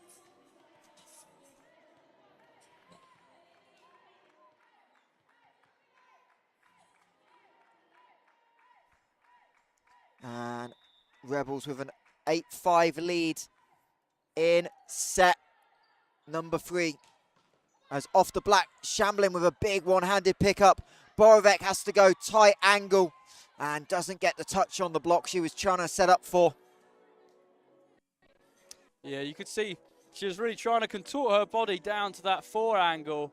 Just trying to hit that thumb down shot again like we spoke about earlier with Shamblin, but just giving it a bit too much beans.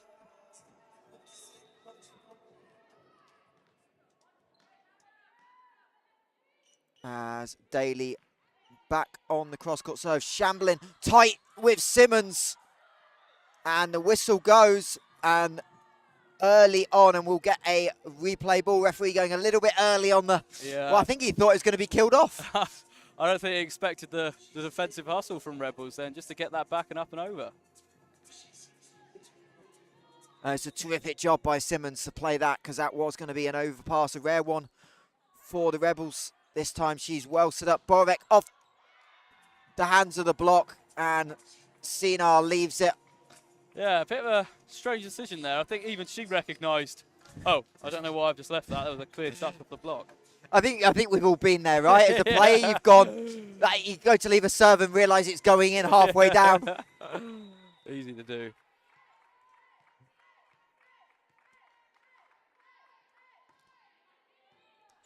Daly.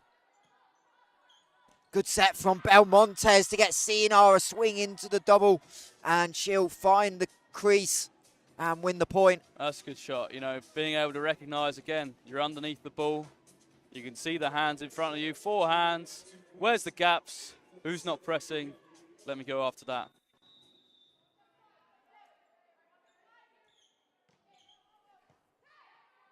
Simmons back set to Haney on the slide. Haven't seen a lot of it recently, and there's Haney showing why she's a formidable force. They do love that slide. I mean, Simmons and Haney love to run that slide, and 90% of the time it comes out with a big swing and a point for the Rebels. So having completed the swing, she gets to serve Haney nearly to the bottom of the net. Yeah, you know, here at Rebels, I don't know about the women's team, but the men's team, we have a particular fine for anyone that serves under the net. So. I have heard that. I may have heard about it in a pre-game warm-up too. Yeah. And on game day, it's double. So. Oh dear.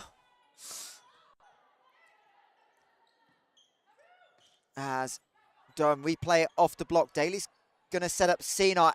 Essex defense set up, but Borovec flat-footed in the middle, and I think they were maybe expecting something different from Sinar, but she's started to heat up, and she's attacking the line a lot. Yeah, and maybe that's something that the Rebels need to pick up on, change their defense system, maybe leave the line for her, because she's not swinging too steep. She's swinging quite deep, and let the 6-back player come and take that line. Dizinfonte dug out, and Kutri had a little bit more room, I think, than she thought. Yeah. Yeah, just struggling to just get that back up and into court.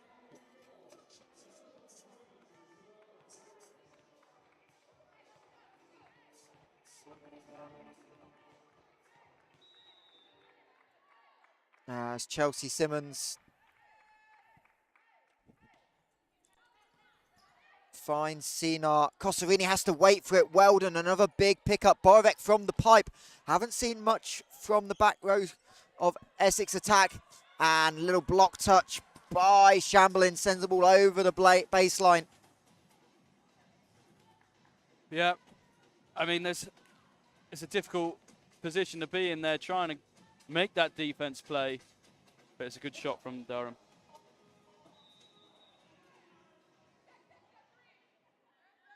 As we don't have a scoreboard on the stream, but we believe Dark Star Derbyshire have taken the second set against Cambridge ARU. They are 2-0 up as they try and get themselves out of the relegation scrap. It's a difficult position to be in. You know, no one wants to go down, and especially like you said, only being 8 teams in the Super League next year, there's even more pressure to stay up.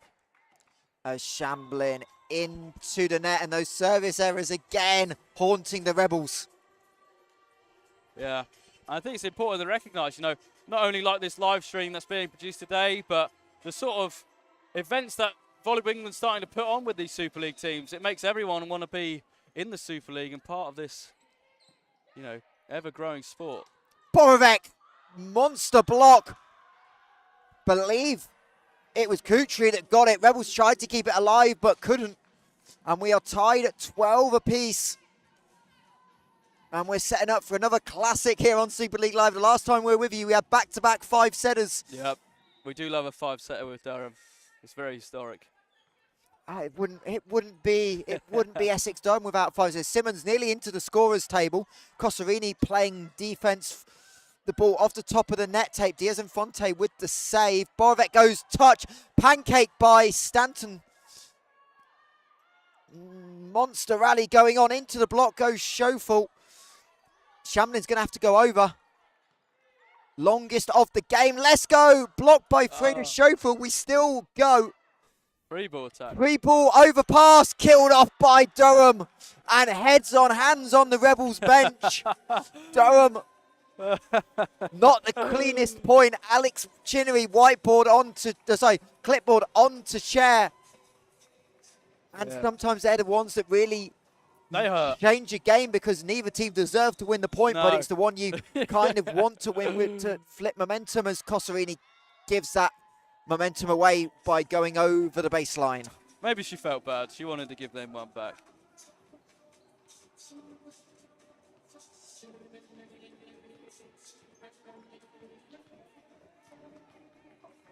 So it'll be Freda Schofel back to serve. And she again goes long, looks at the air in frustration, but probably the weak part of her game. And it's frustrating. I mean, no one wants to make a service error. Everyone kind of wants to put them in pressure, but it doesn't always work out. And Durham going back to the trusty double sub. So maybe there's a bit of a theme here. When it gets into the second half of a set, Durham often opt for that double sub. Yeah, trying to keep setter back row, and Kuchera straight off the bench into the net. Normally a really solid sub, 93% on the season coming in, but makes her 7th error.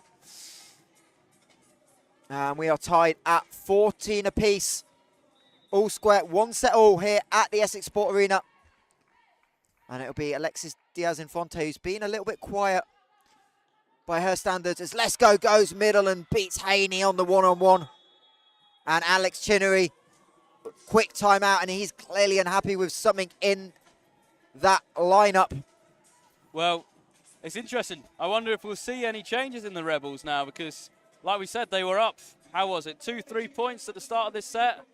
And now again, they're in that 1-point deficit to Durham. So, he has options. He could opt for a double sub himself, bringing in the second setter, Molly Lawrence, and then also bringing in any of your plethora of pin attackers. Maybe Smith Day, we saw her come in for a bit of a serving role earlier, but maybe she'll take the court as an outside attacker. Yeah, it would be a big call to pull Simmons off, but you just wonder, the offense seems to have just stagnated a little bit. Yeah. Again, some of it is not on Simmons. The passing hasn't been great by the Rebels in the last 25, 30 points, backdating to the end of set 2, really, but you just wonder if that just quick look at, sometimes as a setter, you want that quick look just to reset yourself. That's right. And like we say, sometimes you do need a rest. You need a reset, maybe to sit down for a couple of minutes, sort of chill out. And again, she has to go back beyond the 3-meter line, and that puts Borovic in a tough position, but she finds the floor. That's a good swing, Slightly off balance there, underneath the ball, able just to create that angle with the ball. Deep line shot, that's a good shot.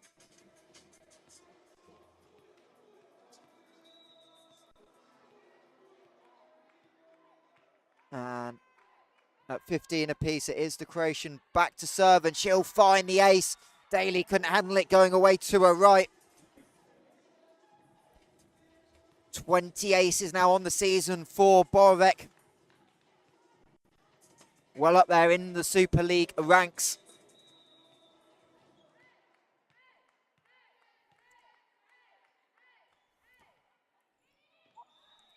And Durham leave the ball, and it finds the line. And Paul Welsh, with 3 straight points out the timeout, wants to talk it over. I don't think Sinar was happy with that call. I think she thought it was out, definitely, but line judge right on top of that ball calling it in, and that gives Rebels a 2-point advantage now.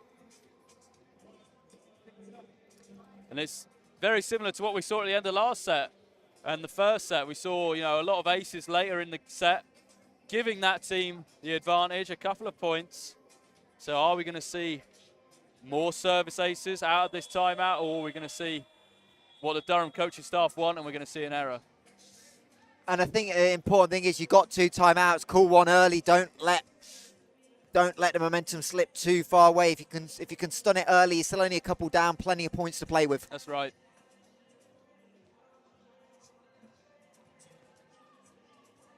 Very unofficially, I have Borek third in the Super League in aces. That might be completely wrong, but yep, we'll go with it for now. Well, she has had her fair share of aces already this game. As Belmontes manages to make the save, don't push it over, but wasn't quite as clean as Rebels would like, as Shamblin goes high, looping setup with the big pickup for Durham in the back row, as Haney misplays it, and the ball finds the gap between Weldon and Shamblin, and they look into the heavens. I mean, you have to give credit to Durham. We were saying earlier on in the game, they're not really picking up on those tip and roll balls over the block, but that's now 2 pancakes that they've made and able to convert that into a point. So big one out the top, big win for the Durham team out of the timeout. Weldon, pinpoint, Haney on the slide, pushes it wide. Wow. Rare hitting error by Haney on that slide. Haven't seen it a lot, but it's so much easier for Rebels to run that when the serve-receive unit's on fire. Well, that's right. You know, we saw a good pass in there from Madoka Weldon, setting up that side attack and just pushing it narrowly long.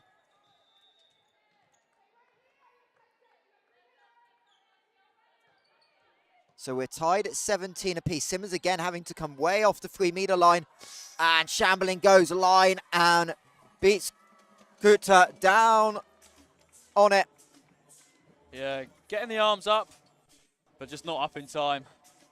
Only able to parry that ball away from the face.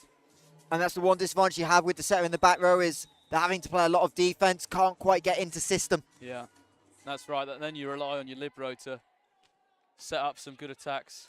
As Daly, low to the floor, Cosarini squeezes it through Freda Schofield. And we're going to see the double sub reversed for Durham. I think that's a good call. You know, like we say, we see the advantage of having more options front row, and having that ability to have that option this late in a set is really going to give them the advantage.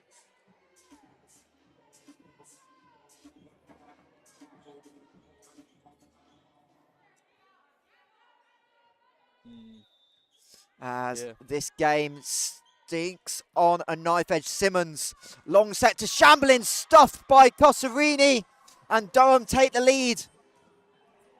Well, we keep seeing, you know, in this comment section, the viewers going up and down about who's going to win.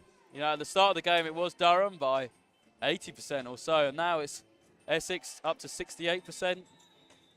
But and Durham here in the third with a point advantage. And actually, I think it was Kutri that got the hands on the block as Simmons tries to go again. She's struggled for success. Cosarini rolls over. Simmons plays it. So Weldon, as said, and Diazafonte will walk into the swing. Long back set for Sinar. Simmons gets her hands on it. Weldon picks it up. And Borek will push over. Durham wanted a double touch. Shamblin finds the angle. Big point for the Rebels. Yeah, there's a lot of hard work put into that point. And I think that pays off for the Rebels there. And I think the Durham captain's going to get a visit to the referee. I think probably not happy with the Durham bench, trying to ask for that double touch. I mean, I understand. You know, your teammates, you want to give them as much support as you can from the side. But sometimes the referees just don't like that interference with the players, sort of being loud and saying their opinion. Second referee just confirming to Paul Welsh what the discussion was. Obviously, the referee's mic'd up, so allows that ease of communication, and I think that's been a big addition to the Super League this year. I think, have you noticed it from the player side as well? Well, definitely. I think, when we have events like this where it's quite loud and, you're in a big hall, it's difficult to hear each other sometimes. Sina! Oh, it pulls up. Essex was celebrating. Daly gets to it. Kutri into the block. No net touch. Great job by the Rebels. And Gambling wins the point. Wow. Wow. What some quick reflections. Quick reactions there from Durham just to keep that ball up. Almost catching Rebels out. That would have been the winner of the season if he'd landed in between the Essex team that were forming in a circle. I don't know who on Essex managed to pick that ball up. I'd love to see that on the extended highlights later in the week as a misplay on the serve by Kutri. Sina. Rare mistake by her, and Essex have a chance to extend the lead, but the Durham block is there with Kosarini. She has to wait for it. The setting for Durham not quite there at the moment. Huge dig and a violation by Durham. Now we're starting to see the reverse for Durham. Whereas before they were setting Kosarini a little bit too low, now it looks like they're setting her a little bit too high. And all she's able to do is just sort of paintbrush that ball. Yeah, and the timing's just not quite been there. It paid off late in set 2 with Stanton, but that connection not quite in rhythm. And yeah, it's a difficult thing to do, to keep coming in and out of the game, trying to keep your head, and for a set of their hands in the game from the side, it can be quite difficult.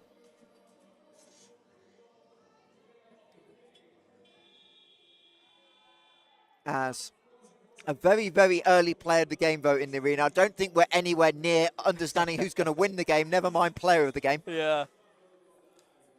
Gives you an idea of what the fans here are thinking. I will say the player of the game is not being chosen by the fans. I don't trust them. Not that there's anything wrong with this lovely crowd in Essex. It's but a home crowd, they're going to be biased. So it's Chelsea Simmons back to serve. 21-19, set 3, 1 set apiece as Durham go off script, trying to catch the Essex block by surprise. Diaz Infante, big dig. Goes over. Simmons has to set for Chamberlain. And Taya Chamberlain, big point, Rebels, and they're looking like a repeat of set 1 and pulling away late. There was almost a bit of a confusion there between Freitas and Infante, where they weren't sure who was going to take that ball going over, but it paid off in the end. Chamberlain able to convert that into a point.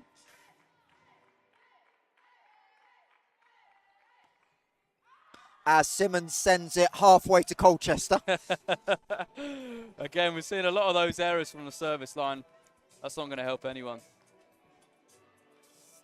And it'll be Sina, the Turkish player, back to serve. She's been huge for Durham, especially serve-receive. Seen a lot of the ball. But came up with some timely kills as well as Borovec with a good pass. Chamberlain roll, and Kosarini can't get there, and Essex changing speeds again, paying off. Well, I think that was quite a good play from Kosarini. Even though she didn't quite make the defensive hustle, she was able to recognise, Chamberlain's not in a great position to hit that. I'm going to pull away and just play some defence on the ground. And again, sometimes it's picking your poison with threats as well for Kosarini. Knowing Borovec's on the other side, sitting on that a little bit as a deep serve. Sinar plays it, but Stan's going to have to come well off, and Daly has to stand and wait for it. So Rebels with a good chance. Freda Schofield squeezes it through Kosarini. That's a great swing. She's up in the air early, waiting for that ball to come into her hitting window, and just able to choose where she wants to put that ball.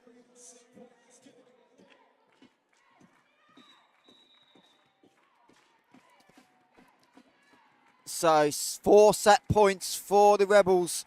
Taya Chamberlain on the line. Daly tries to go overhand but misplays it slightly. Rebels going to have the chance. Simmons, long set. Borovec goes line. Big dig by Stanton. As Weldon doesn't quite touch the basketball hoops. Diaz Infante into Kosarini. Durham trying to stay alive. That's tight. Alex Chinnery wanting the point. Referees happy as Belmontes with the dig into the block. Freda Schofield wins the set. And that's great, able to see where that attack's coming from, making that shift to make that make that block, from the backcourt attack. Great way to finish off the set. Wasn't the best swing by Sinar. She had to kind of wait for it, but Freda Schofield with the solo stuff. And the Rebels win it 25-20. Yeah, she'll be glad to see that block go down on the stat line. Putting her up there on the leaderboard. And talking with head coach Alex Chin in the week, he said the thing that's kind of made the difference is how well she's been playing on the block, and it's big impact wise she's in that rotation. Obviously, it's with the first and third best hitters in Super League, it's not easy to get court time, but she's earned it. Well, that's it, you know. Like we were saying earlier on before the game, you know, Rebels have such a plethora of good players at their disposal, especially in the middle channel. So it's difficult to sort of choose who you want to put out on the day, you know, because anyone's going to give you a good performance. So it's good to be in a position where you have that many good players and you can choose people to come off the bench as well.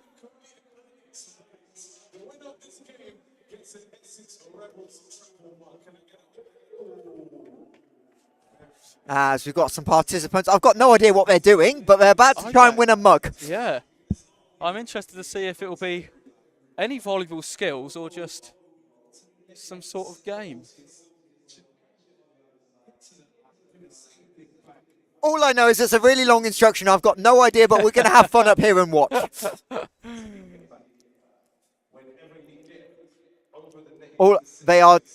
They are setting and serving to them, definitely setting to themselves and involving going under the net. So this could be entertaining, ladies and gentlemen. I'm interested to see what's the skill we have at our disposal here. It's a race and two of them forgot to start. Oh dear. But it's definitely a set to yourself. You caught the ball. Okay, catch the ball, run back. There's a lot of running in this. I'm not sure I want to be part of this one.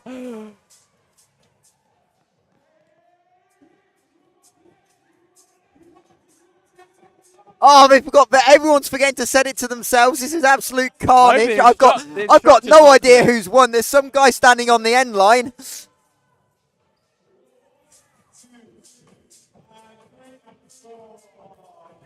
Hey, carnage, and we love it, and we're here for it.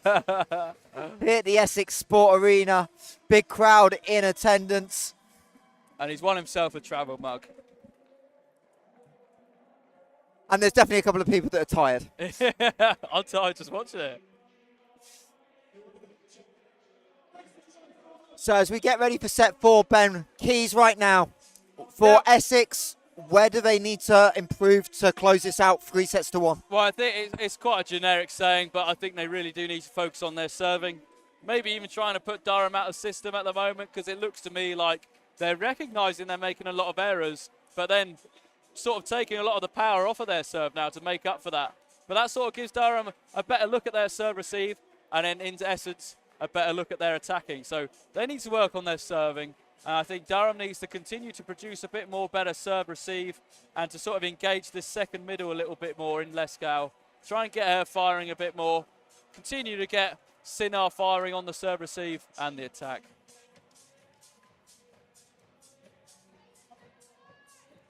So it'll be Leia Borovec, who's definitely going to be in a contender for player of the game as it stands to start in set number 4. Rebels with Borovec, Diaz-Infante, Weldon, Simmons, Shamblin and Haney on court, and we get the ace to start. There you go. Like I said, you know, they need to up this service pressure, and just like that she does. Starts the set with an ace. Just don't follow it up with the error. That is usual Rebels fashion, so. Durham better on the serve receive. Tight set for Stanton, and I think they're going to say played net touch. I can't tell if it's a net touch or slightly over, but either way, not legal. Yeah, and not too many arguments, as Durham have started with a different group. So Shepris, who we've seen as the double subs, actually going to start the set instead of Kutri. So a little bit of a change for Paul Welsh as he tries to find a way to force this to 5.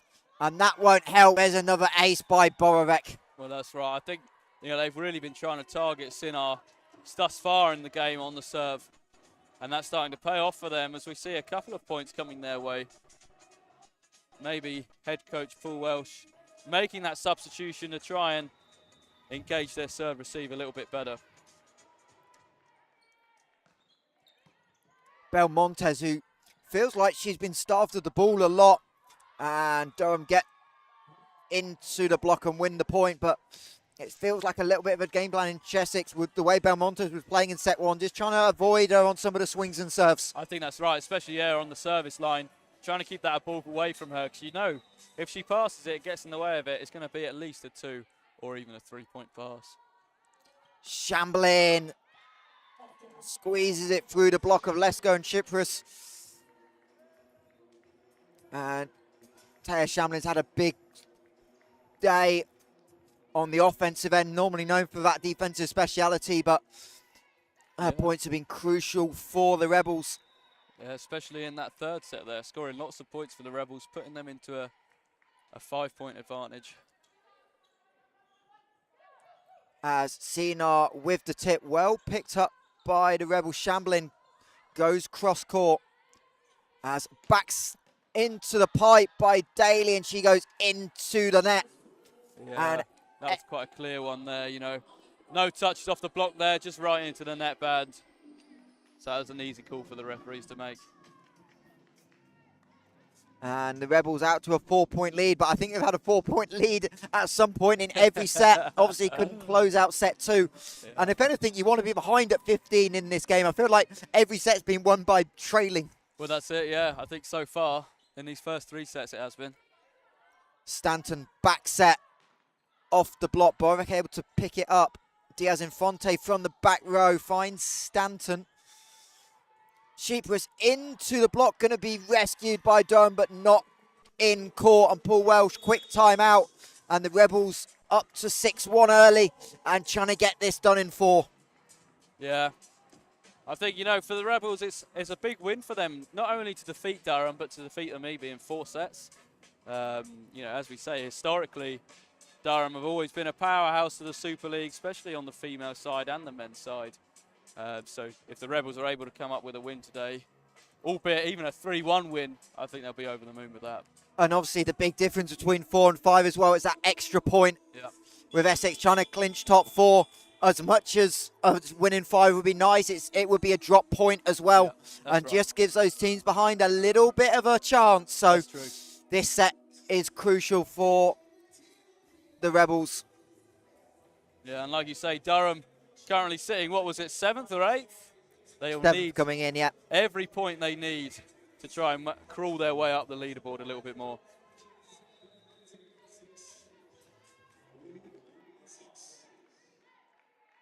Durham have got a bit of a gap to the teams behind them, but Essex in that race are currently tied with Leeds Gorse on 20 points apiece. Yeah. Albeit just 1 point behind Lionhearts with the game in hand. Obviously, Durham do travel to Lionhearts tomorrow. As we see a libero change for Durham, as Belmontes is going to get a break, and I believe that is Fescu, or let's see where they've gone with the second libero. I've not got the team sheet in front of me, which never helps. As Chyprus wins a huge point for Durham. In fact, Renee Regal, who normally plays in the outside, is the second libero for Durham today. Yeah, well, we noticed earlier in the game, you know, there's some players on the Durham side that haven't got their own shirts on, so causing a little bit of confusion for us. No, I've picked her up now. I did see her down on the floor in 1. It's a slide to Freda Schofield. She finds the line, and that we definitely need to see twice. Oh, that's a great swing. Creating that space in front of her to be able to come round, jump into that ball, and really keep that distance between her and the ball in front of her. And the Essex bench now back with that energy we saw late in set 1 in particular. As Chelsea Simmons with a 6-point lead. Regal, Sheepers has to wait on it into the block. Recycled Daly, he's gone quiet again for Durham. That ball never quite going over. Well left by Lesko. It's so tempting for the middles to go over and just kill the ball, but we've seen it so many times getting called for that playing the ball on the wrong side of the net. So really good patience by Ali Lesko. That's right. And I think, you know, you've got to give credit to Regal there, coming in, giving 2 good passes, 1 good bit of cover. As Weldon, great pass. Simmons, Shamlin going to make no mistake. And Essex seem to have been flicking this attack where they can and going at the setter in the back row. Yeah, that's right. And I think we've seen that a couple of times now where Shamblin comes round and hits that middle channel, kind of creating that confusion for the Durham blockers, trying to mark your player on the opposite side, but at the same time not wanting to get in anyone's way.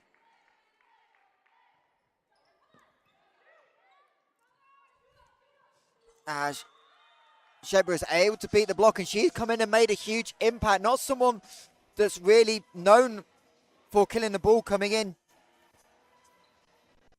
but having a big impact. Just 8 kills on the season coming into this game. Only played 7 sets.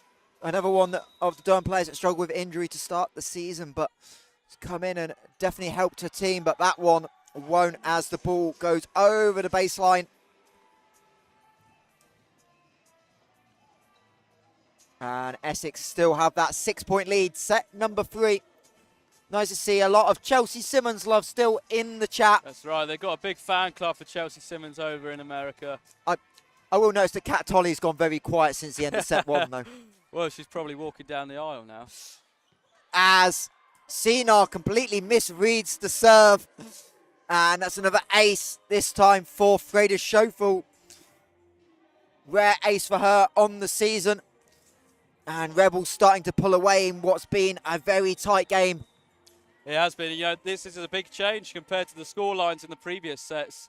Already a 7 and now 8-point deficit for Durham. That's hard to come back from. And another timeout, Durham. This game is starting to run away from Paul Welsh and the team. Yeah, I think it's nice to see as the season changes and the teams change. You know, if you were told the Rebels 2 years ago that they're going to be 8 points up on Durham in set 4 with 2 sets ahead, they wouldn't believe you. But here we are today, and we're ever earing closer to a 3-1 win for the Rebels. But you never know. Durham could come back. Well, one thing I can guarantee, we have seen crazier things in volleyball. And obviously we've seen enough from Durham in the earlier sets as well to say that it is possible. It definitely is possible. You know, with the wealth of experience that we spoke about quite often, I think they can make some changes.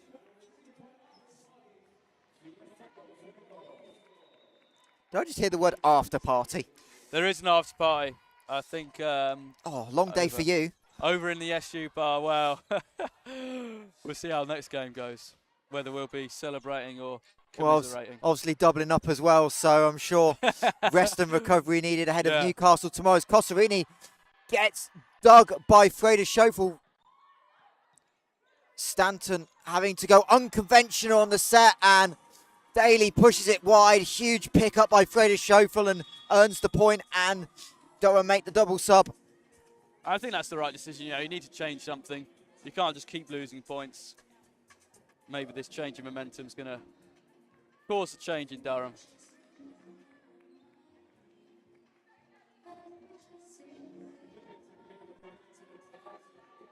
As they are going to go to set number 4 at the University of Derby. Cambridge taking set 3 there. As the sub and Cosarini, there's the connection. Setter front row. And that's what we've been looking for all game. We've been waiting for that kind of bounce. You know, we could hear that from all the way up here. In fact, correction, Setter back row, but getting in position 1 and able to time it up on the serve receive. And there's the Claire Cosarini that was so dangerous, especially early in set 1. That's right. As nearly an overpass, that's not quite over the net by Simmons. Great attempt. And a couple of quick points for Durham as they try and find a way to swing this back in their favour. Trailing by 7, but plenty of time left.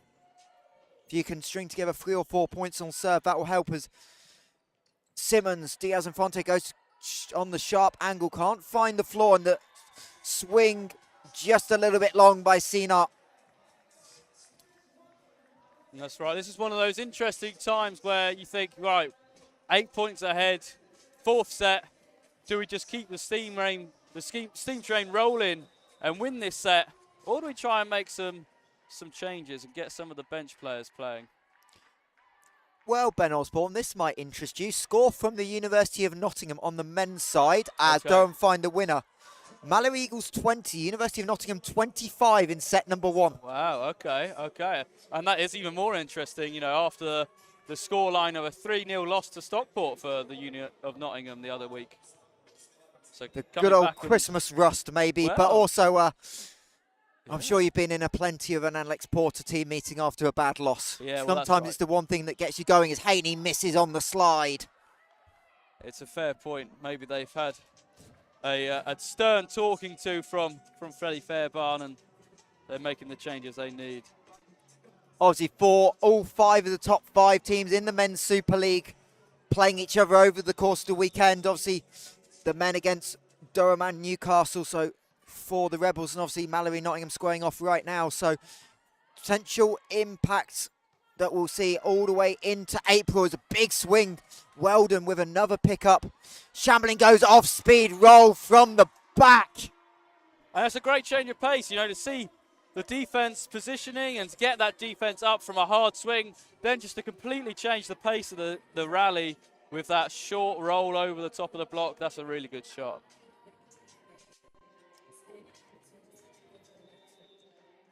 And that keeps Rebels at a 7-point advantage now. This late in the set as well, I'm sure Durham will be feeling that pressure. As the Rebels block. Shambling tries to go early. Right idea, but wrong execution. The ball kind of sat up for her. Yeah. She saw the gap, but pushed it wide. Well, you saw the vision there. She saw it. Maybe just, like you say, execution not quite right.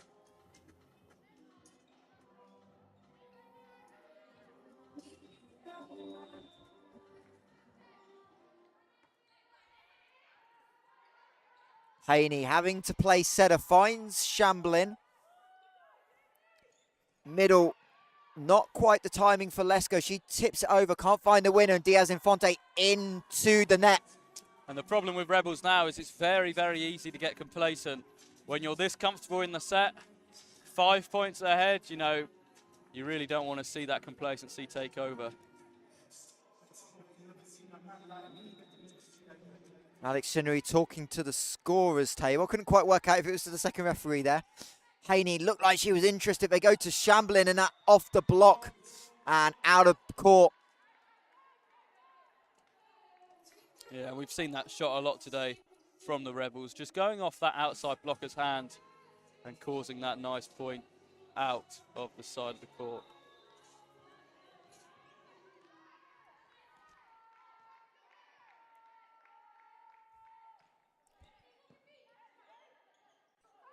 Slide for Lesko, can't quite connect. Long set out on the opposite side. Sinar stuff, but great cover by, I think it was Regal on the cover.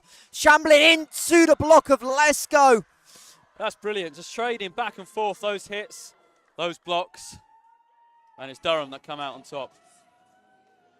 It was Lesko with the touch. Kutra able to get there as well, but it was Regal on that initial pick up off the first block. And like we said, as soon as she came in, she made an impact.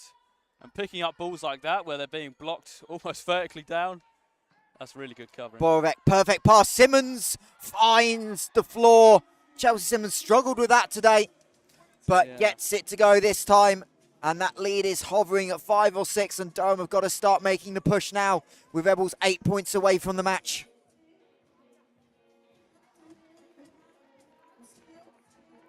And it is the aforementioned Simmons back to serve.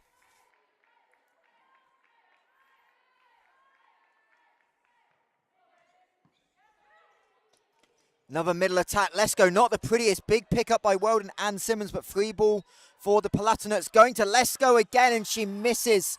No net touch. And Durham just living in the middle right now. Yeah, and you could see Lesko there just telling the setter, I need that a little bit higher. Give me that bit more room just to produce that hard swing.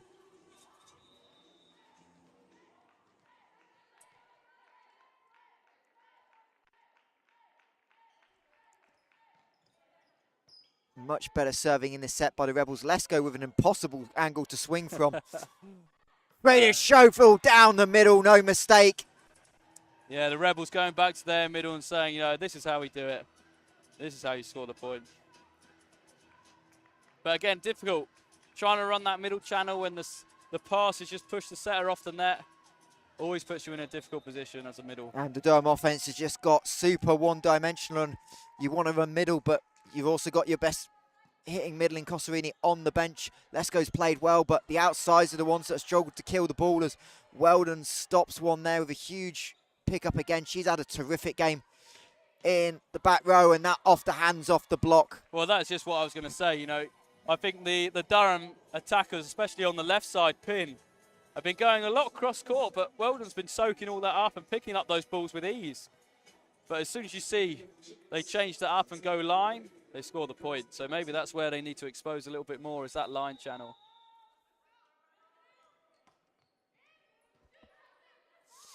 Diaz Infante into the block. That's coming back onto the Rebel side. And Durham's trying to fight. Alex Chinnery doesn't want to let momentum fall. Obviously seen a little bit of something there. You can see the combination offense trying to be set up again. That's right, and maybe trying to push things that shouldn't be there. Just push this late in the set. You know, maybe it's time just to keep it a bit more simple. Go to your players that you can rely on, like Shamblin, like Borovets, and just get that stat line a little bit higher up. Durham have won 9 of the last 15 points, but down when you were down 13-4, you need a bit more of a run. I wonder if what they have got left in the tank. But that's right, you know. They'll start to look forward to tomorrow's game now and think, well, what can we bring to the table? What can we start to build for tomorrow's game if we are out of this one today?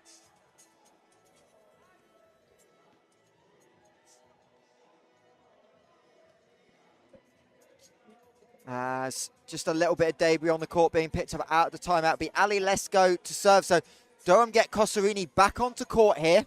Yeah. And they need that. I think they need that attention being brought back to the middle from the Rebels blockers as well. Shamblin goes cross court. Durham able to keep it alive. It's going to be a free ball though. Borovex nearly ran out of court to get there. Middle. Lesko kept it alive from the back row. Daly finds Weldon, and I think Diaz Infante went under the net. Don't think it was a net touch, No. but point to Durham. A huge pickup from Lesko in the back row. Yeah, you can see, you know, Durham really making a big effort on the defense end now, and that's starting to pay off for them as they creep their way back into the set.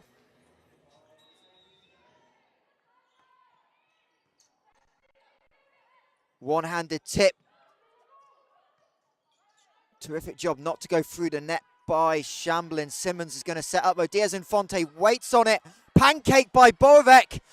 Shamblin left-handed, can't get it to go. Yeah, I was impressed. No ambidextrous skills. No, I was impressed that she kept that first ball in play, to be honest. Nearly a jumbo shot over the head of the 4 defender for Durham. But yeah, just couldn't keep that second ball inside.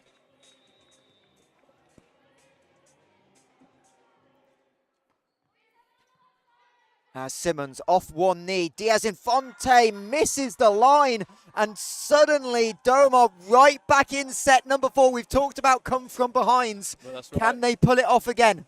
And from an 8-point deficit, I would be absolutely impressed if they could bring this back and make it square. Well, it was 9, it was 13-4. Yeah. So 3 even straight more. points off the timeout for Durham on serve with no libero on court. And this time Lesko can't make the pickup. And that's a good shot from Shamblin there. You know, again, like we said all game long, recognising when the libero's off court and seeing that gap down at 4, all you need is just that little soft touch at the tip, and down it goes. So Rebels 5 points away, but they're making hard work of it. Yeah. Great pass. Cosarini on the slide into the hands of Freddie Sheffield. Long early ball by Simmons.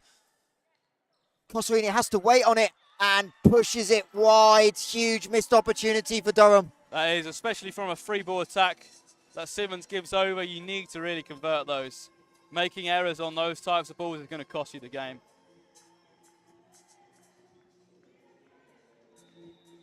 So it'll be Taya Shamblin.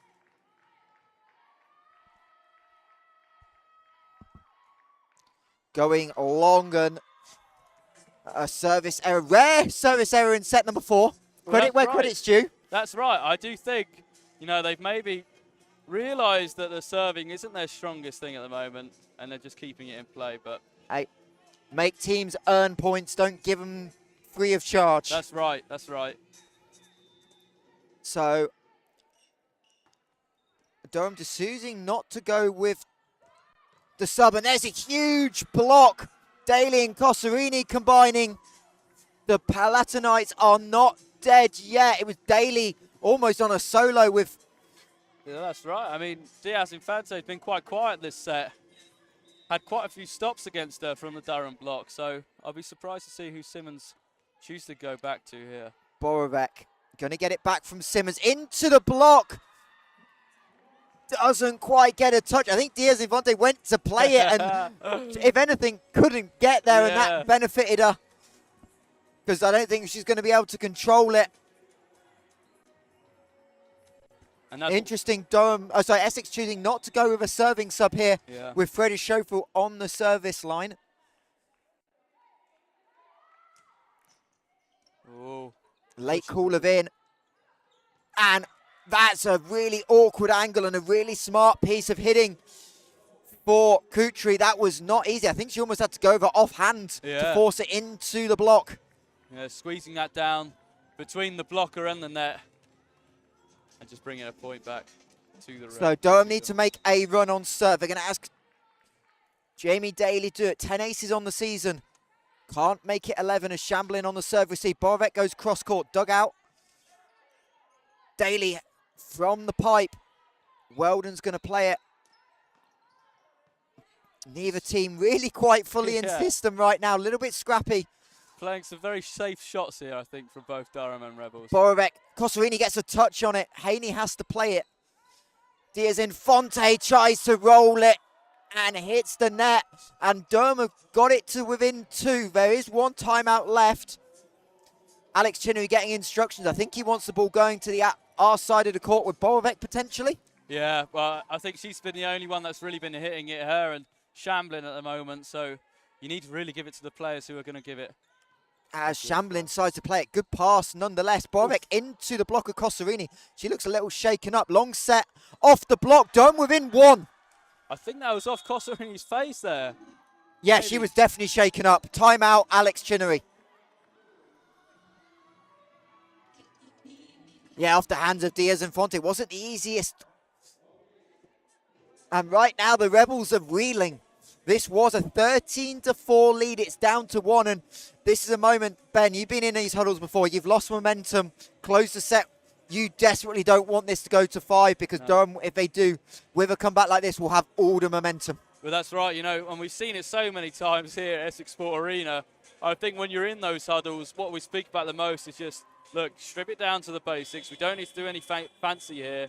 We've got enough momentum and enough good players here to put the ball on the ground and finish this set off.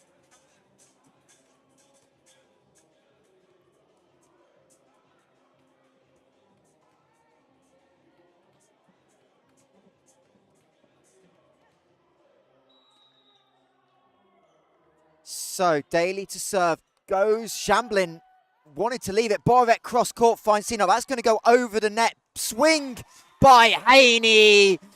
Of all the people you wanted that ball to be in position for, it was Julia Haney, and she makes no mistake. It's almost like it was meant to be.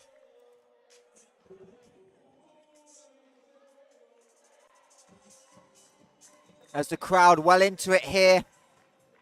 The Essex Sport Arena, Alexis Diaz Infante back to serve. She'll go cross court. Regal, Cosarini, hammer. Yeah, that's a great swing.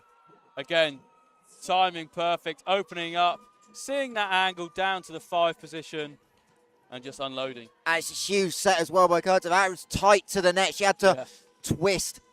And this has arguably been one of Durham's best rotations with Cosarini on the serve. She tries to go off speed.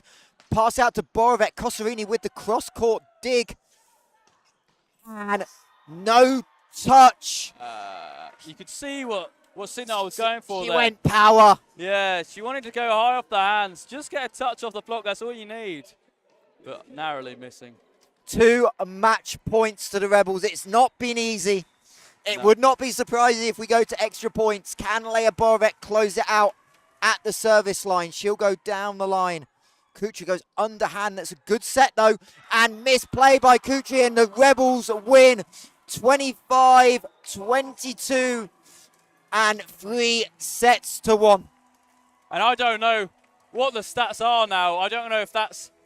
I think it might be Essex first ever win against Durham in the last maybe 5 years. You know, there's been some narrow misses. The most recent being the Bucks final of last year where they lost 3-1, I think it was. So I think coach, especially Alex Chinnery, will be over the moon with that win now.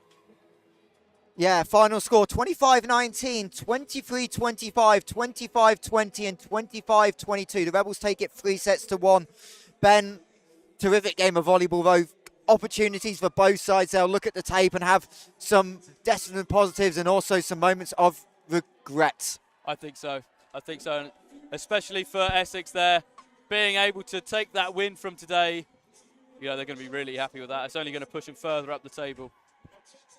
Indeed, huge win. And for Durham, moments of opportunity, but they'll be ready for tomorrow, obviously against the Lion Hearts, but they'll take plenty of that, especially the way they fought back in set number 4. That's right, yeah. I think they're going to take confidence from that. Knowing that they have the ability to come back from a 9-point deficit, I think they're going to take that into tomorrow's game. And as for Essex, obviously big win, trying to keep that momentum rolling. Wasn't the tidiest performance. No, not by any means. And I think they have a lot to work on, especially, you know, from a serve-receive standpoint in times. I think for the majority it was good, but there can definitely be some improvements there. I think Diaz Infante didn't have her greatest game today, so maybe, you know, it gives them even more confidence to know that they can rely on the other players when their opposite's not performing to her best. Well, Ben, I know you want to get off and get on court, but obviously just a quick preview. Men's game played Durham a couple of times. That's right. Just talk about some of the adjustments this week. Well, we've played them twice in recent history, and we know what we're going up against. We know that they'll be up for this game because they want to win. They don't want to lose again. So we're gonna you know, give it our best, and I'm sure they will too. So I hope we see all the viewers stick around and give us their best support. As you see some of the Rebels players just signing some autographs. Ben, I'll let you go. Get ready for your game. Thanks Appreciate very you much. joining me. Thank you. And Thank you for in a having minute, me. very briefly, we'll bring in our player of the game and get some post-game reaction with Essex Rebels beating the Durham Palatinates 3 sets to 1. We'll take a very quick break and be back with you for our post-game reaction.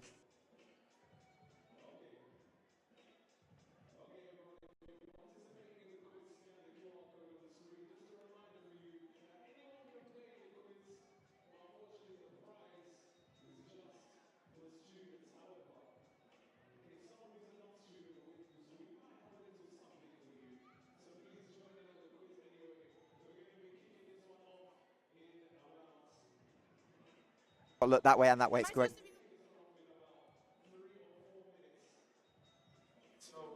Welcome back to the Essex Sport Arena here with our player of the game, Taya Shamblin. Taya, you made hard work of that.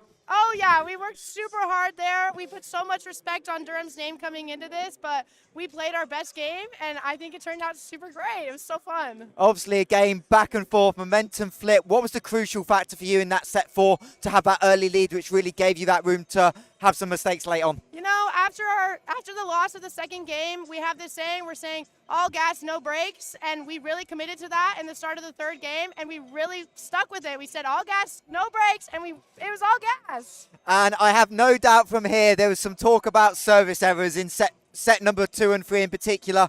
What was the change in kind of the mindset of the team in set 4? Was it just getting the ball in play and making Durham earn more points? Absolutely. I think we were really able to find the balance between putting the ball in play and staying aggressive. I think when we started missing our serves, we were playing a little bit too aggressive in that moment. Our energies are up, our adrenaline's pumping, and we decided we need to take a step off a little bit, get the ball in play, and then play our best game. And obviously for you on a personal level, obviously you've done such a good job on the defense end, but it felt like you were more in the game plan today offensively and you found some sound success. What kind of set you up for that? You know, reps on reps on reps. You know, our setter connection is really working right now, and we like to say, like, set the hitter when they're hot, and I feel like I was hot today, and it was working out really great for us today.